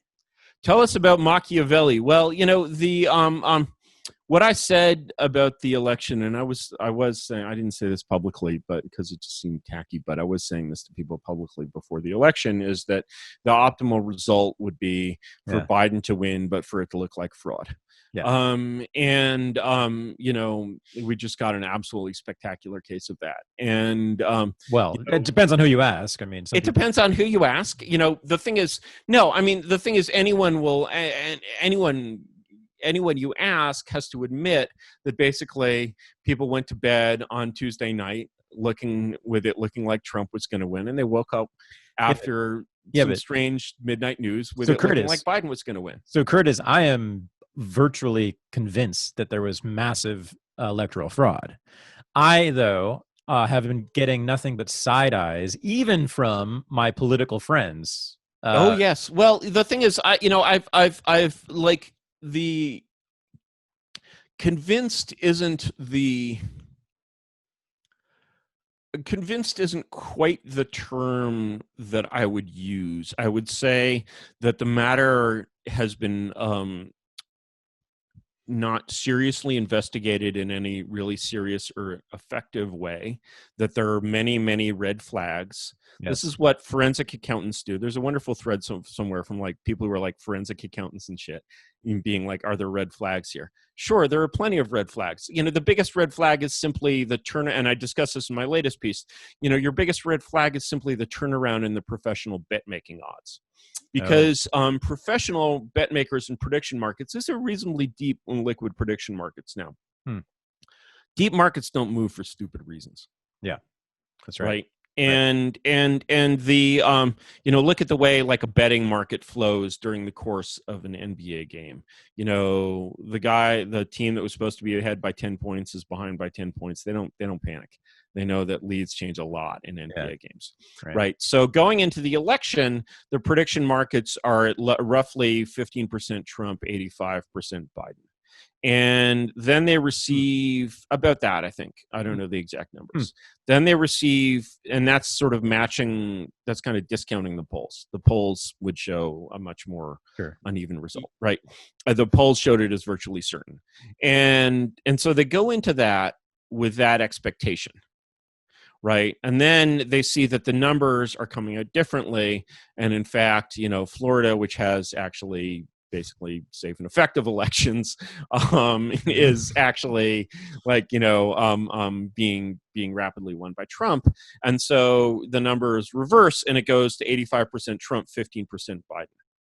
And you're talking about like by midnight of the election. Yeah. By midnight. By midnight, it was at 85-15. I wasn't betting on it, but I was talking to people who were betting on it. Because I was obviously in an election night party taking COVID risks and getting blasted. Because it's a dangerous disease, but you only live once.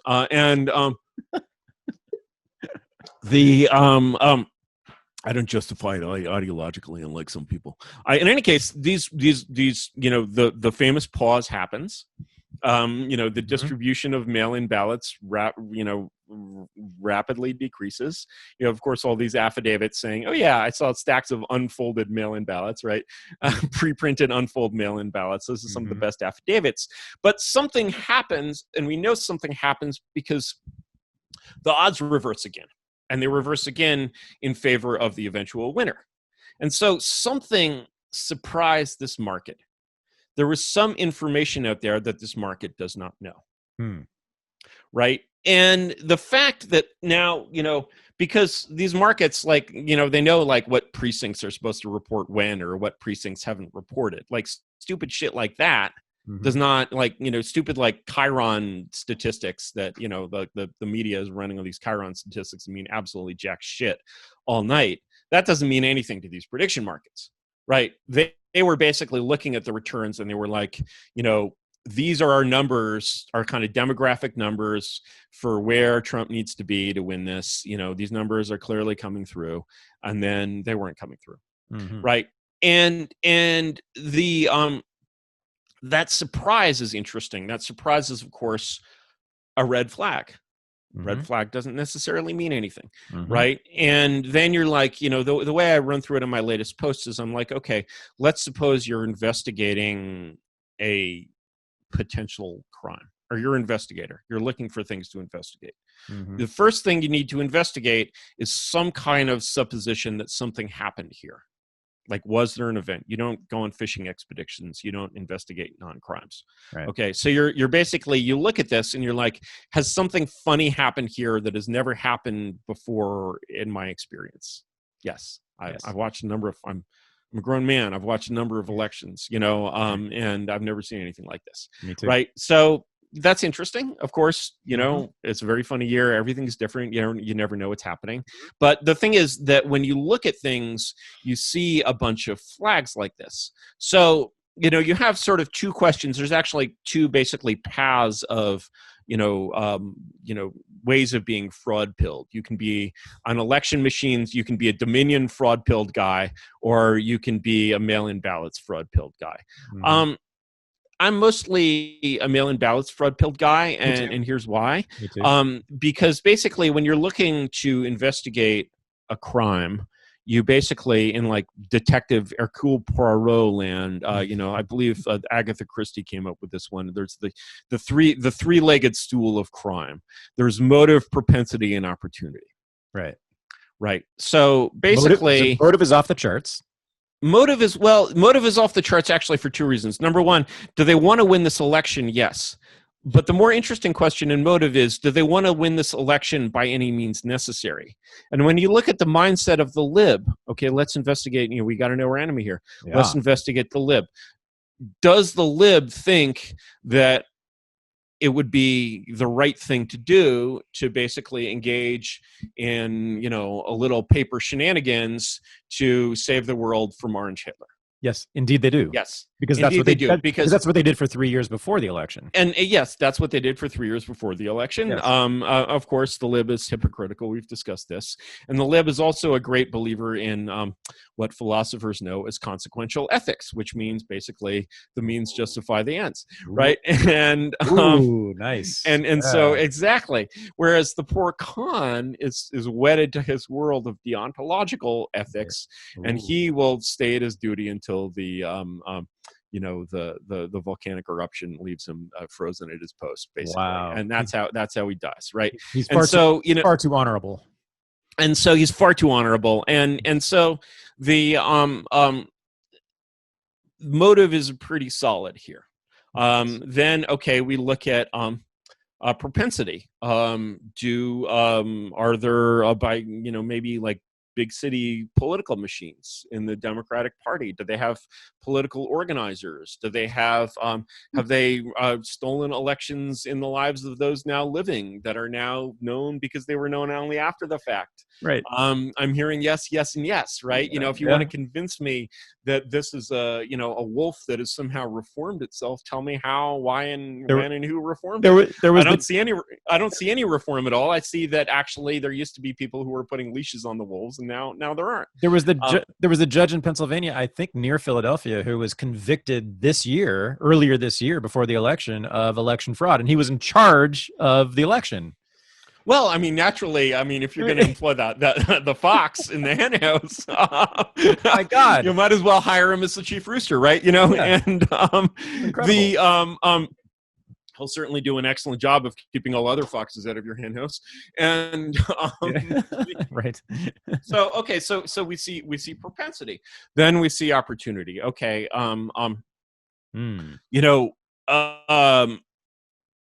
is there anything in the United States that involves counting people that works? I mean, like that. Or don't forget, this is the country where you establish your identity to the DMV with a utility bill, right? This is this is a country which has actively worked in every possible way, not only not to have no voter security, but also to have no citizenship security. Wow. So the idea of, I'm going to send out these absentee ballots that are, is there any process in America that you know of that successfully checks signatures? The whole thing is just it's this sort of it's this kind of scientific pretense where you're just actually, once you mail out 100 million absentee ballots, half of which get thrown in the recycling God knows where, and you accept any scrawl that comes in as a signature because my signature is a fucking scrawl, and how would you actually filter signatures and tens of millions of absentee ballots? It's ridiculous. It could never even happen, right? There's just this pretense that this mechanism exists, and so you've already decided that this is this the analogy that I used actually. First of all, the thing that I say in my second election post is that if the election was stolen, it was stolen fair and square. And the analogy that I used for an American election, which is sort of intentionally left unsecured like this, is an analogy. I don't know this firsthand, so maybe I'm embroidering the analogy, but it's the analogy of water polo. So I don't know how much you know about water polo, but it's a sport. They throw balls into nets in the water. Yeah, I know that. Yeah. Right. But the thing about water polo, of course, it's a sport. It's not war. There's a referee. Yeah. But the thing is, here's the thing about water polo. The referee is above the water. They don't have underwater video assistant referees or anything. Right. So that's where the referee is above the water. Goes on underneath. Right. The water. So basically, anything that you do under the water, is fair game. So these guys are twisting each other's balls all afternoon. That's right. Right. And so the thing is that if you're playing a game of water polo and you choose to regard your game of water polo as a game of rules water polo above the water, you're gonna lose. Yep. You have to be down there twisting balls, or you have to basically get a referee under the water. And so the thing is that what's interesting is that this reality makes the election actually sort of more real than it pretends to be, because it's not just a contest of counting heads. It's a contest. It's also a contest of twisting balls. And the thing is, the whole premise of a democratic election is whoever can muster the most heads is going to be the one who's going to win in a civil war. So we should just let them rule instead of having the civil war. Right. Very sensible kind of game theory perspective. Okay. But the more sort of realistic, if instead of just counting heads, you're actually counting the ability to be effective in this kind of ball twisting election fight, then you're basically like, yeah, actually the strong have earned the mandate of heaven here. Okay. And what this election has shown is that Donald John Trump should not be president for another 4 years, because he easily could have ripped these guys' balls off, and he failed to do so. And you, his bosses, the American people, should hold him responsible for that.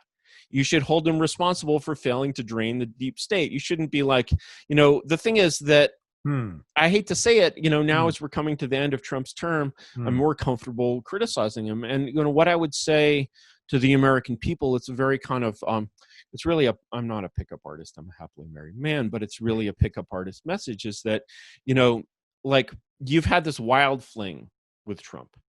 Okay. You're like this homely girl who has never been kissed. And you had this incredible 4-year affair. Or like you're this like ugly virgin dude who's never gotten laid. Exactly. Now you know what real politics is like. Now you know what it feels like to fuck. Okay, but you can bleep that if you want. But never. Now you feel what it knows like to fuck. But you know what? Basically, to say that you're a player would be going too far. And you've taken the first step toward becoming a player. Okay, but now, what you have to struggle with is not your previous problem, which was just abject virginity. Now you have to struggle with your new problem, which is one-itis. Not only do you have one-itis, you have one-itis for, if you'll pardon my sexism, this dumpy old bag who's like a 3. Okay, so you've actually gone from being like a virgin to being like this like beta orbiter cuck boyfriend kind of figure, right? For like this guy who's just not very impressive. He comes across really well. His substance is very weak. He has many good instincts. His ability, you pick the only CEO in America who didn't know how to be a fucking CEO. Yeah, no discipline. He has no discipline. He has no discipline because he runs a marketing organization. He doesn't run a hotel. Right. He licenses a brand, right? And right. This is it. There's a great line where from Mark Twain where he's like, the only kind of man I can trust is a man who can keep a hotel. Right. If you can keep a hotel, you can do anything. And I believe like anyone who's run a hotel would probably make a better president. Real president than most of these fucks, right? And because you got to deal with problems. Isn't there like a Gordon Ramsay style show about fixing your bad hotel? I'd take Gordon Ramsay as president in a second, right? He'd basically go into the State Department and be like, he'd check out their walk-in freezer, right? Yeah, he'd be like, wow, here are these rebels you've been supporting for 30 years. Are these rebels fresh? Are you serving them as fresh rebels? Gordon Ramsay fits your politics perfectly, doesn't he? Yeah, he does. He's not eligible, but that's just a detail. This whole eligibility thing is overblown. Listen, Americans, if you elect a guy who's not eligible and he takes power, do you think anybody's really going to stop him? You got to learn how this stuff actually works. And you can elect anyone you want. Not only that, you can do it at any time. You don't even need to wait for an election. That's a little harder, but it's called people power. It's been mastered before. In any case, I don't know. So when I look at the election, I'm basically like, first of all, number one, they stole it fair and square if they stole it. And it certainly smells like they stole it. That's all. That's really all I consider myself confident enough to say. I'd love to see it investigated or researched by, in some, effective way. I held my breath and started doing this, I would be dead. And so, in fact, it basically joins many other questions in history that will never be properly investigated. Can JFK ever be properly investigated?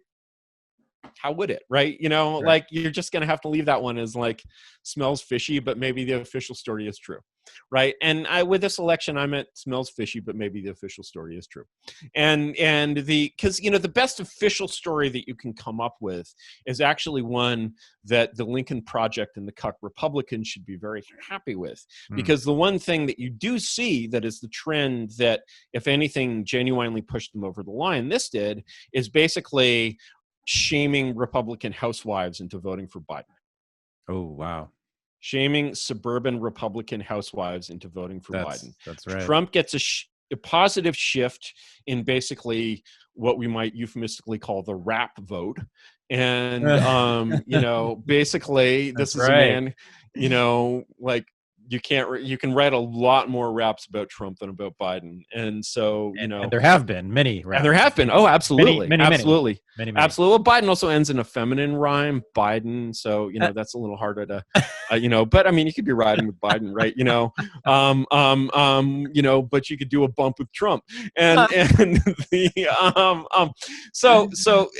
was counteracted by basically the Lincoln Project vote, the cuck Republican vote, because Biden did get a suburban cuck boost, right? So, you know, that's really your best case, that and just the sort of weird data shape and the weird data irregularities of this like symbolic shit show. Ridiculous. The thing is, you have a system that's going to produce irregularities no matter what, because it's a shambles. And you know, if you come and try to tell me that the shambles is secure to my face, I mean, you know, if anyone is like, oh, it was the most secure election ever, it'd be like, oh, if it was secure, why do you even need election observers? Is it just cosmetic? Is there nothing that could be done if you could get the observers out of the room? Why are they there if this process is perfect? That's right. You know, why do we need them? Right. Why do we need them? Right. And you know, and there is no security context in the world ever in which a system is ever proven secure by asking someone to prove it insecure instead. Oh, no. If you want to show that something is secure, you show that there is no possible way that someone could break into it. That's how it's done. Okay. That's how, like, in the real world it is done. And there's no conceivable way of doing that for this system, which is just appalling. Moreover, even once you've done that, you'll probably get hacked anyway. Yeah. Right. And so, like, you know, to say, like, you know, to say that the election was, you know, someone emailed me after I wrote that post and was like, you know, can't you just say that the election was stolen? And I'm like, I refuse to even say that there was an election, because at the levels of closeness that it was, you're just talking about a mechanism whose precision is ridiculously below the required precision. I mean, as it was, of course. I mean, don't forget that Trump in 2016 wins by like 15,000 votes in Michigan or something. And in fact, you know, you have the fascinating story. I don't know if you've checked out the story of the Jill Stein 2016 recount. Wikipedia has a very good page on it. Strangely, it happened without anyone being banned from Facebook. You know, it was just an informed, rational discussion among scientists who had questions, right? You know, and totally different tone to the affair. It founders in a number of ways, but one of the ways in which it founders is they go into Wayne County and they discover that in Wayne County, the pieces of paper they have in the ballot boxes basically bear no relationship to the number of votes that were tabulated. Oh my. So they're like, they have one precinct where, you know, they were like, the way the New York Times story puts it is great. They were like, you know, 300 people voted, but only 60 ballots were found in the ballot boxes. So they must have been put somewhere else, you know. You know, so, you know, like to even dignify the shit show with the label of, to imagine that it has this sort of ritual sanctity, is something that, like, I'm sorry, I can't take that seriously. So, like, I refuse, you know, to say the election was stolen is to take the election too seriously, is my position.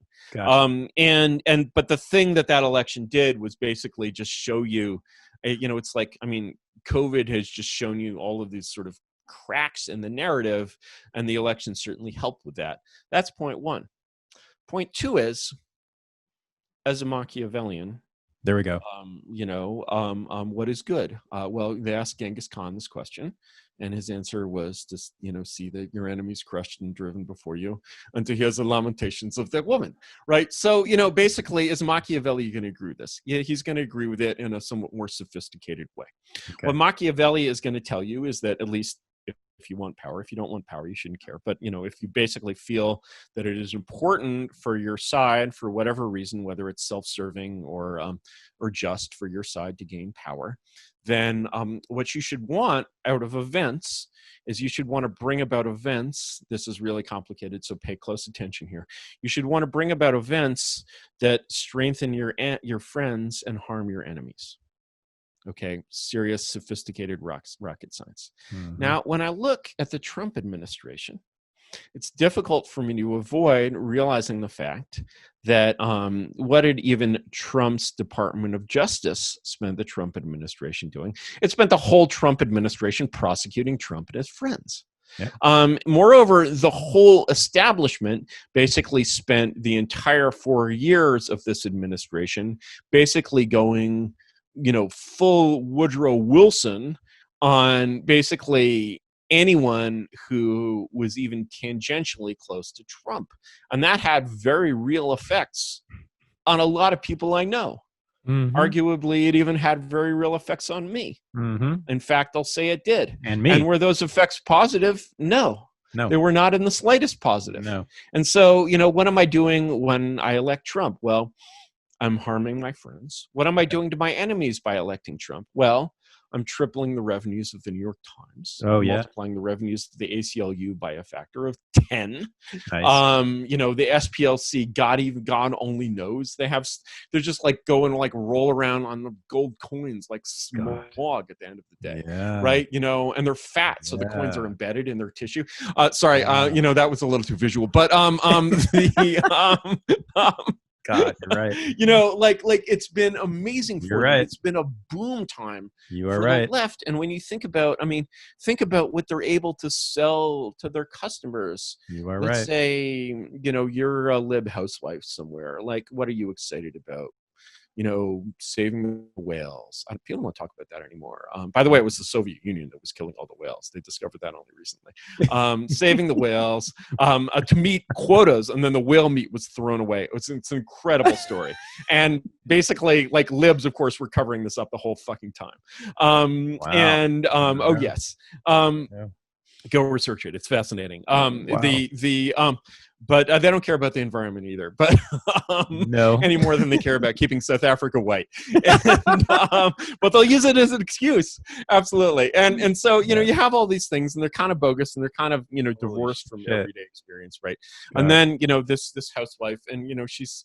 Is her marriage whose marriage is perfect, right? Like she's getting through her day, maybe she's on antidepressants, right? And then, this storm comes out of nowhere. This figure from the past, this demon emerges from the 1950s that we thought we'd quelled forever. Right. And then suddenly, basically instead of worrying about climate change, you're worrying about Holocaust 2.0. Yeah. And then, literally, yeah. Well, figuratively, but also literally. Holocaust 2.0. And then literally, you, the housewife, have a chance to be in the resistance. Yeah. Never thought you could be in a resistance. So fun. The French resistance. You're Luke Skywalker. You're in the Maquis. You're fighting back. You're the hinge of fate. You're the hinge of destiny. Yes. Right? This stuff is running through your veins. And the thing is, if you were into politics or causes or making a difference or having an impact before, was it part of your life that you valued? Yeah, it was like drinking beer. Like, you're like, yeah, I'm someone who I like an IPA, very hoppy, not too hoppy. Yeah, does it make me feel a little tipsy? Does it make me talk? Sure, it does, but I'm in it for the taste mainly, right? And then suddenly, these people's brewery, the bartender comes around and she's like, would you like to try our new crack ale? And you're like, what is the crack? It's just like, it has crack in it. We put crack in your beer. Come on, you got to try it just once, right? And you take this beer and you drink this beer, and then suddenly you're like, wow, it's just wow, right? There's this famous Reddit post. If I can digress a little bit into Reddit, there's this famous Reddit post that I saw recently. It's like, I'm not a Redditor, but this is like, so amazing that it was brought to my attention. It's by a user named Spontaneous H. And Spontaneous H, you can guess what's coming next. He like posts this post on Reddit in some like random group. He's like, yeah, I was really bored today, and I was like, man, my life's just not very interesting. So I was like, I'm going to go just like down to the corner and buy some weed. And then he was like, I went down to the corner and I like found this guy, and he's like obviously a dealer. And he's like, do you have any weed? And he's like, no, but I have heroin. And so this guy's like, what the hell? So, I was like, well, whatever. That's exciting too. So I bought some heroin, and I'm going to snort some and see what happens. And he ends his post there. And then the next day he's like, man, I snorted that shit. I'm never going to do it again. It was incredible. It felt like a 10-hour long orgasm. Wow. That was amazing. I can see how people would really get into this. And then like 3 months later, he's like, yeah, I was shooting up all day. I'm completely hooked. And like the end of the saga is like years later. He's like, yeah, just to follow up on all of that. Yeah, I've been clean for a couple of years. It's really good. Don't do heroin, kids. Right. And so, here's this poor housewife, right?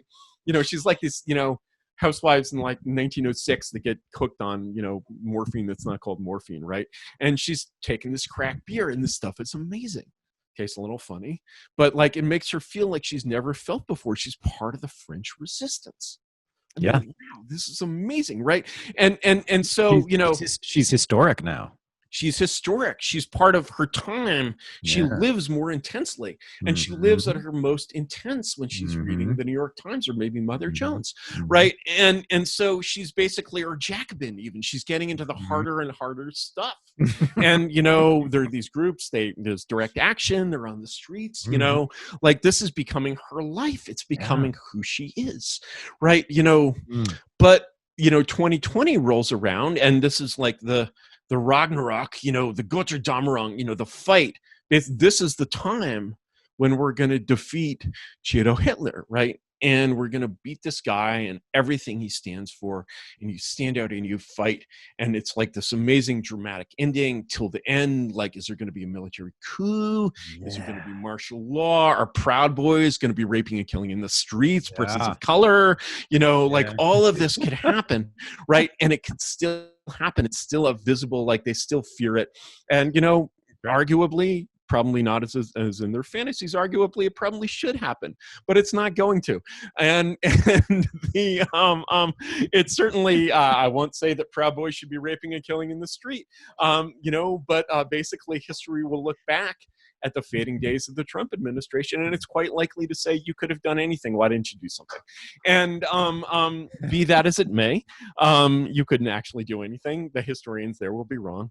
It's totally impossible. The instrument is too weak. You're not ready to do anything, so you can't just via victus. Woe to the defeated. Accept your fate. And but on January 20th, when Joseph Robinette China Joe Biden is inaugurated, all of that will be over. And will you be able to take the Luciferian character of Orange Man still lurking out there? He could run in 2024. Will you be able to take him seriously? Especially if he gets banned from Twitter and indicted, it fades. And then why do you even read the newspaper?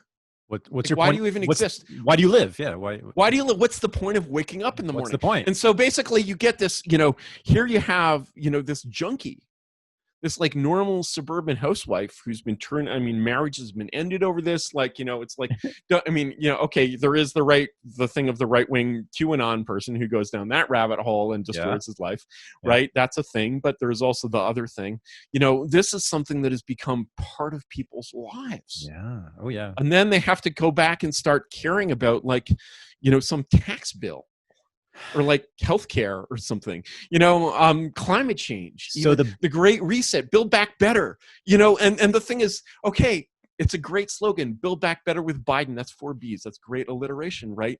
It's a great reset of Klaus Schwab. Have you seen Klaus Schwab? He has this uniform, the Davos man, the World Economic Forum guy. He actually has this like Battlestar Galactica, outfit that he's crafted for himself, and he talks like Werner Herzog, but like this whole show put together doesn't have 100 of the star power of the Trump show, and so this crackhead housewife has to go back on beer. And that's going to be a very, very painful, disruptive thing. Not only that, this bar that introduced the crack ale is doing amazing business, right? I mean, like all of the housewives from all around are coming. They have the outdoor tables. The thing is hopping, no pun intended. And then, in January, you come back and it's just beer. And you see all these people sitting around with these glowing. They used to be able to get drunk on beer. So they got like really tipsy and really excited, and now that's just dead. Furthermore, and so the bar starts laying off people, right? Because the bar has done this classic kind of business thing where you expand into a market that you think is like a growth market, but actually turns out to be a fad. Mm-hmm. So it's basically like you started this like massive conglomerate to sell hula hoops in 1982. And then 1983 comes along, and like the hula hoop is dated as hell, and none of the girls want one. And you have this massive factory, right? What do you do with your hula hoop factory? Wow. And so you basically you're turning the New York Times into the world's biggest hula hoop factory, and it doesn't. It's there's part of the government in one way, but it's also a business. It doesn't like to lose money. Nobody likes to lose money. Nobody likes to lose clicks. Nobody likes to see those charts going like that. Like, that's just an ugly, depressing, horrifying feeling, right? So let's get back to Machiavelli. Yeah. Machiavelli says, the purpose of power is to reward your friends and punish your enemies.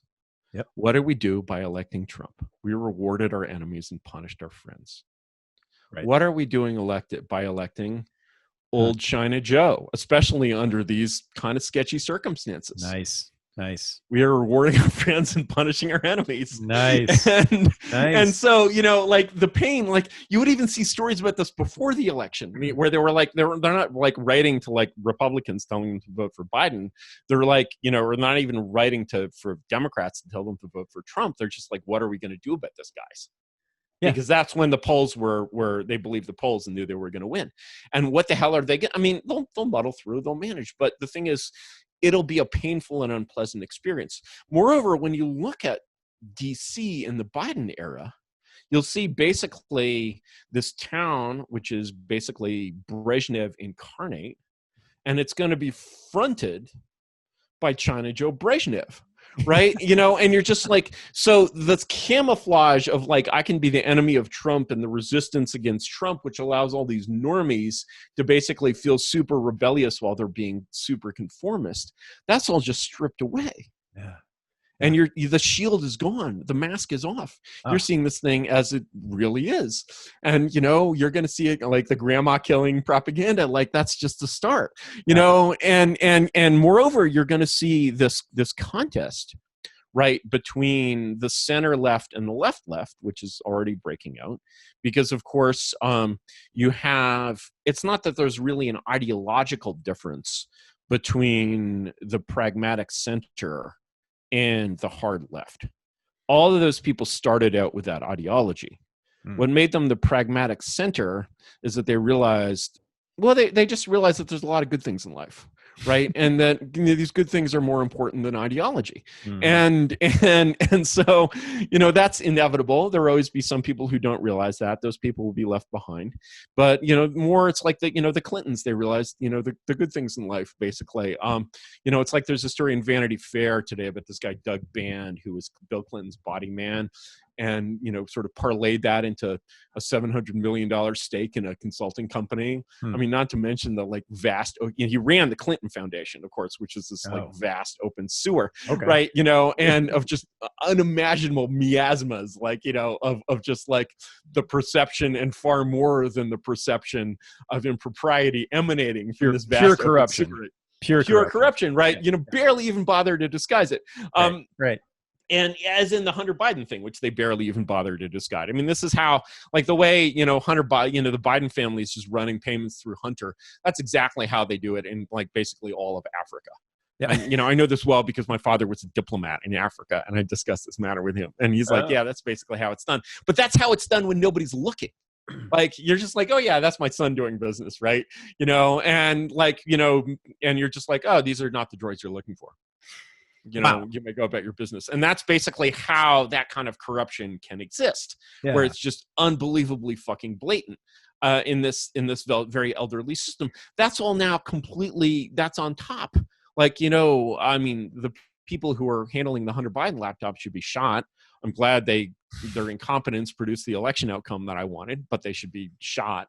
They should have just WikiLeaksed it. And, but that stuff's out there. It'll get out there. There's all kind of wonderful material in there. It's, there's more interesting. Wow. I mean, the really interesting thing are basically the payments to Hunter Biden, sometimes routed through Jim Biden, Joe's brother. Mm-hmm. Where basically Hunter is pulling on all of this loot, and then he's turning around and sending the loot to the rest of the family. Yep.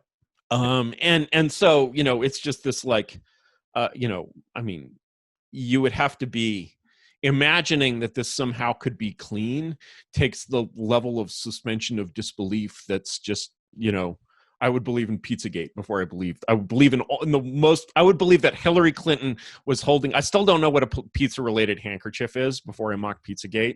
If somebody tells me what a pizza related handkerchief map is, I'll go full left on Pizzagate. But I would more easily believe that Hillary Clinton is I'll believe in the straw man. I'll believe that Hillary Clinton is holding child hostages in the non-existent basement of Comet Ping Pong before I believe that these were totally legit transactions that just resulted from Hunter Biden's expertise as an energy trader. And or as a credit card. He was a credit card master. Yeah. A strategic consultant for MBNA before he was out of college. Right. So the thing is that all of this suddenly, you're seeing the system as it is.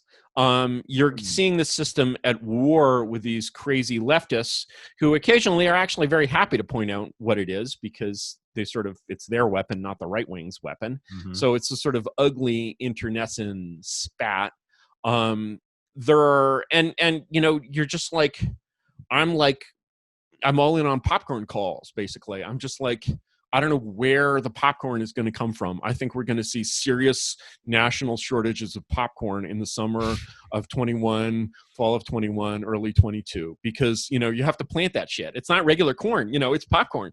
And we're going to need a lot of popcorn for the Biden administration. And so I'm basically like, moreover, when you look at the education that has been given already to the deontological American right, who believes in these institutions and is sort of unable to separate these completely compromised institutions from what they actually love, which is the beautiful country and the people in it, is just like they're starting to, sense that there's a difference here and that this thing that pretends to be grandma is maybe not actually grandma. Maybe grandma is dead and this thing has eaten her and is wearing her skin. Just a thought, like occasionally, like, for example, does grandma really have 110 pointy teeth? I don't think so, and it's these sort of little glimpses that tell you that maybe there's a different narrative out there that involves basically the sort of rational, realistic equivalent of we're ruled by lizard people.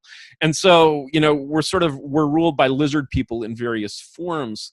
The theme and sort of intuitive feeling of, kind of greatest generation thinking about Washington, boomer thinking about Washington, if I can use a temporal slur, is fading. And instead, you're starting to get this intuitive perception that this is basically the lizard kingdom of lizard people. And while knowing some things about DC, it is not the lizard kingdom of lizard people. Q is not real, and there is no basement in Comet Ping Pong. But the thing is, when you have the attitudes that you get toward these people as a result of believing all of these things are basically correct. And the truth about all of these things, although sort of more mundane than these wild visions, you've essentially grasped a spiritual truth that is true, even though your misinformation is not actually true. I love it. So let me, we've got to wrap up here, but I just want to say my cheeks are hurting because I've been smiling for 2 hours now. You just white-pilled the election in a way that I've never heard before. So Trump derangement syndrome, one could argue, has been the most damaging thing to people like us and maybe to the entire world over the last 4 years. And what we've done is we've gotten the best revenge by having Biden elected or letting Biden be elected, right? Letting Biden being elected. Because you're now depriving all these people of their crack, which was Trump. For 4 years. Right. And you're substituting, basically, not only are you depriving them of crack, but you're basically substituting chalk dust. And so you're like, you have this, I mean, it's amazing. And there's just all these ways to it's such a weight off of your shoulder because suddenly you're in a position where you can just mock these people who really deserve to be mocked, and you don't have to defend Cheeto Hitler. Exactly. And the thing is, contextualizing Cheeto Hitler has been a big part of my job for the last 4 years, and it's a pain in the ass. And I hate it's a pain in the ass. We don't have to do it anymore. We can just attack the guys in office now freely and funly, if I can coin a word. All right, Thaddeus, this has been super fun, and let's do it again sometime. Curtis, you're amazing and brilliant, and you stretch my brain and you make me laugh all the time. So we will do more in the future of various kinds. All right. Thank you so much, and thank you to all unregistered listeners. Take care. All right. Bye-bye.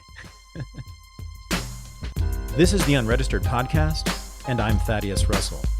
To join the new Renegade University, go to renegadeuniversity.com.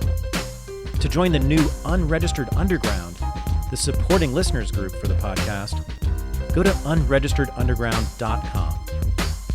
Thanks for listening.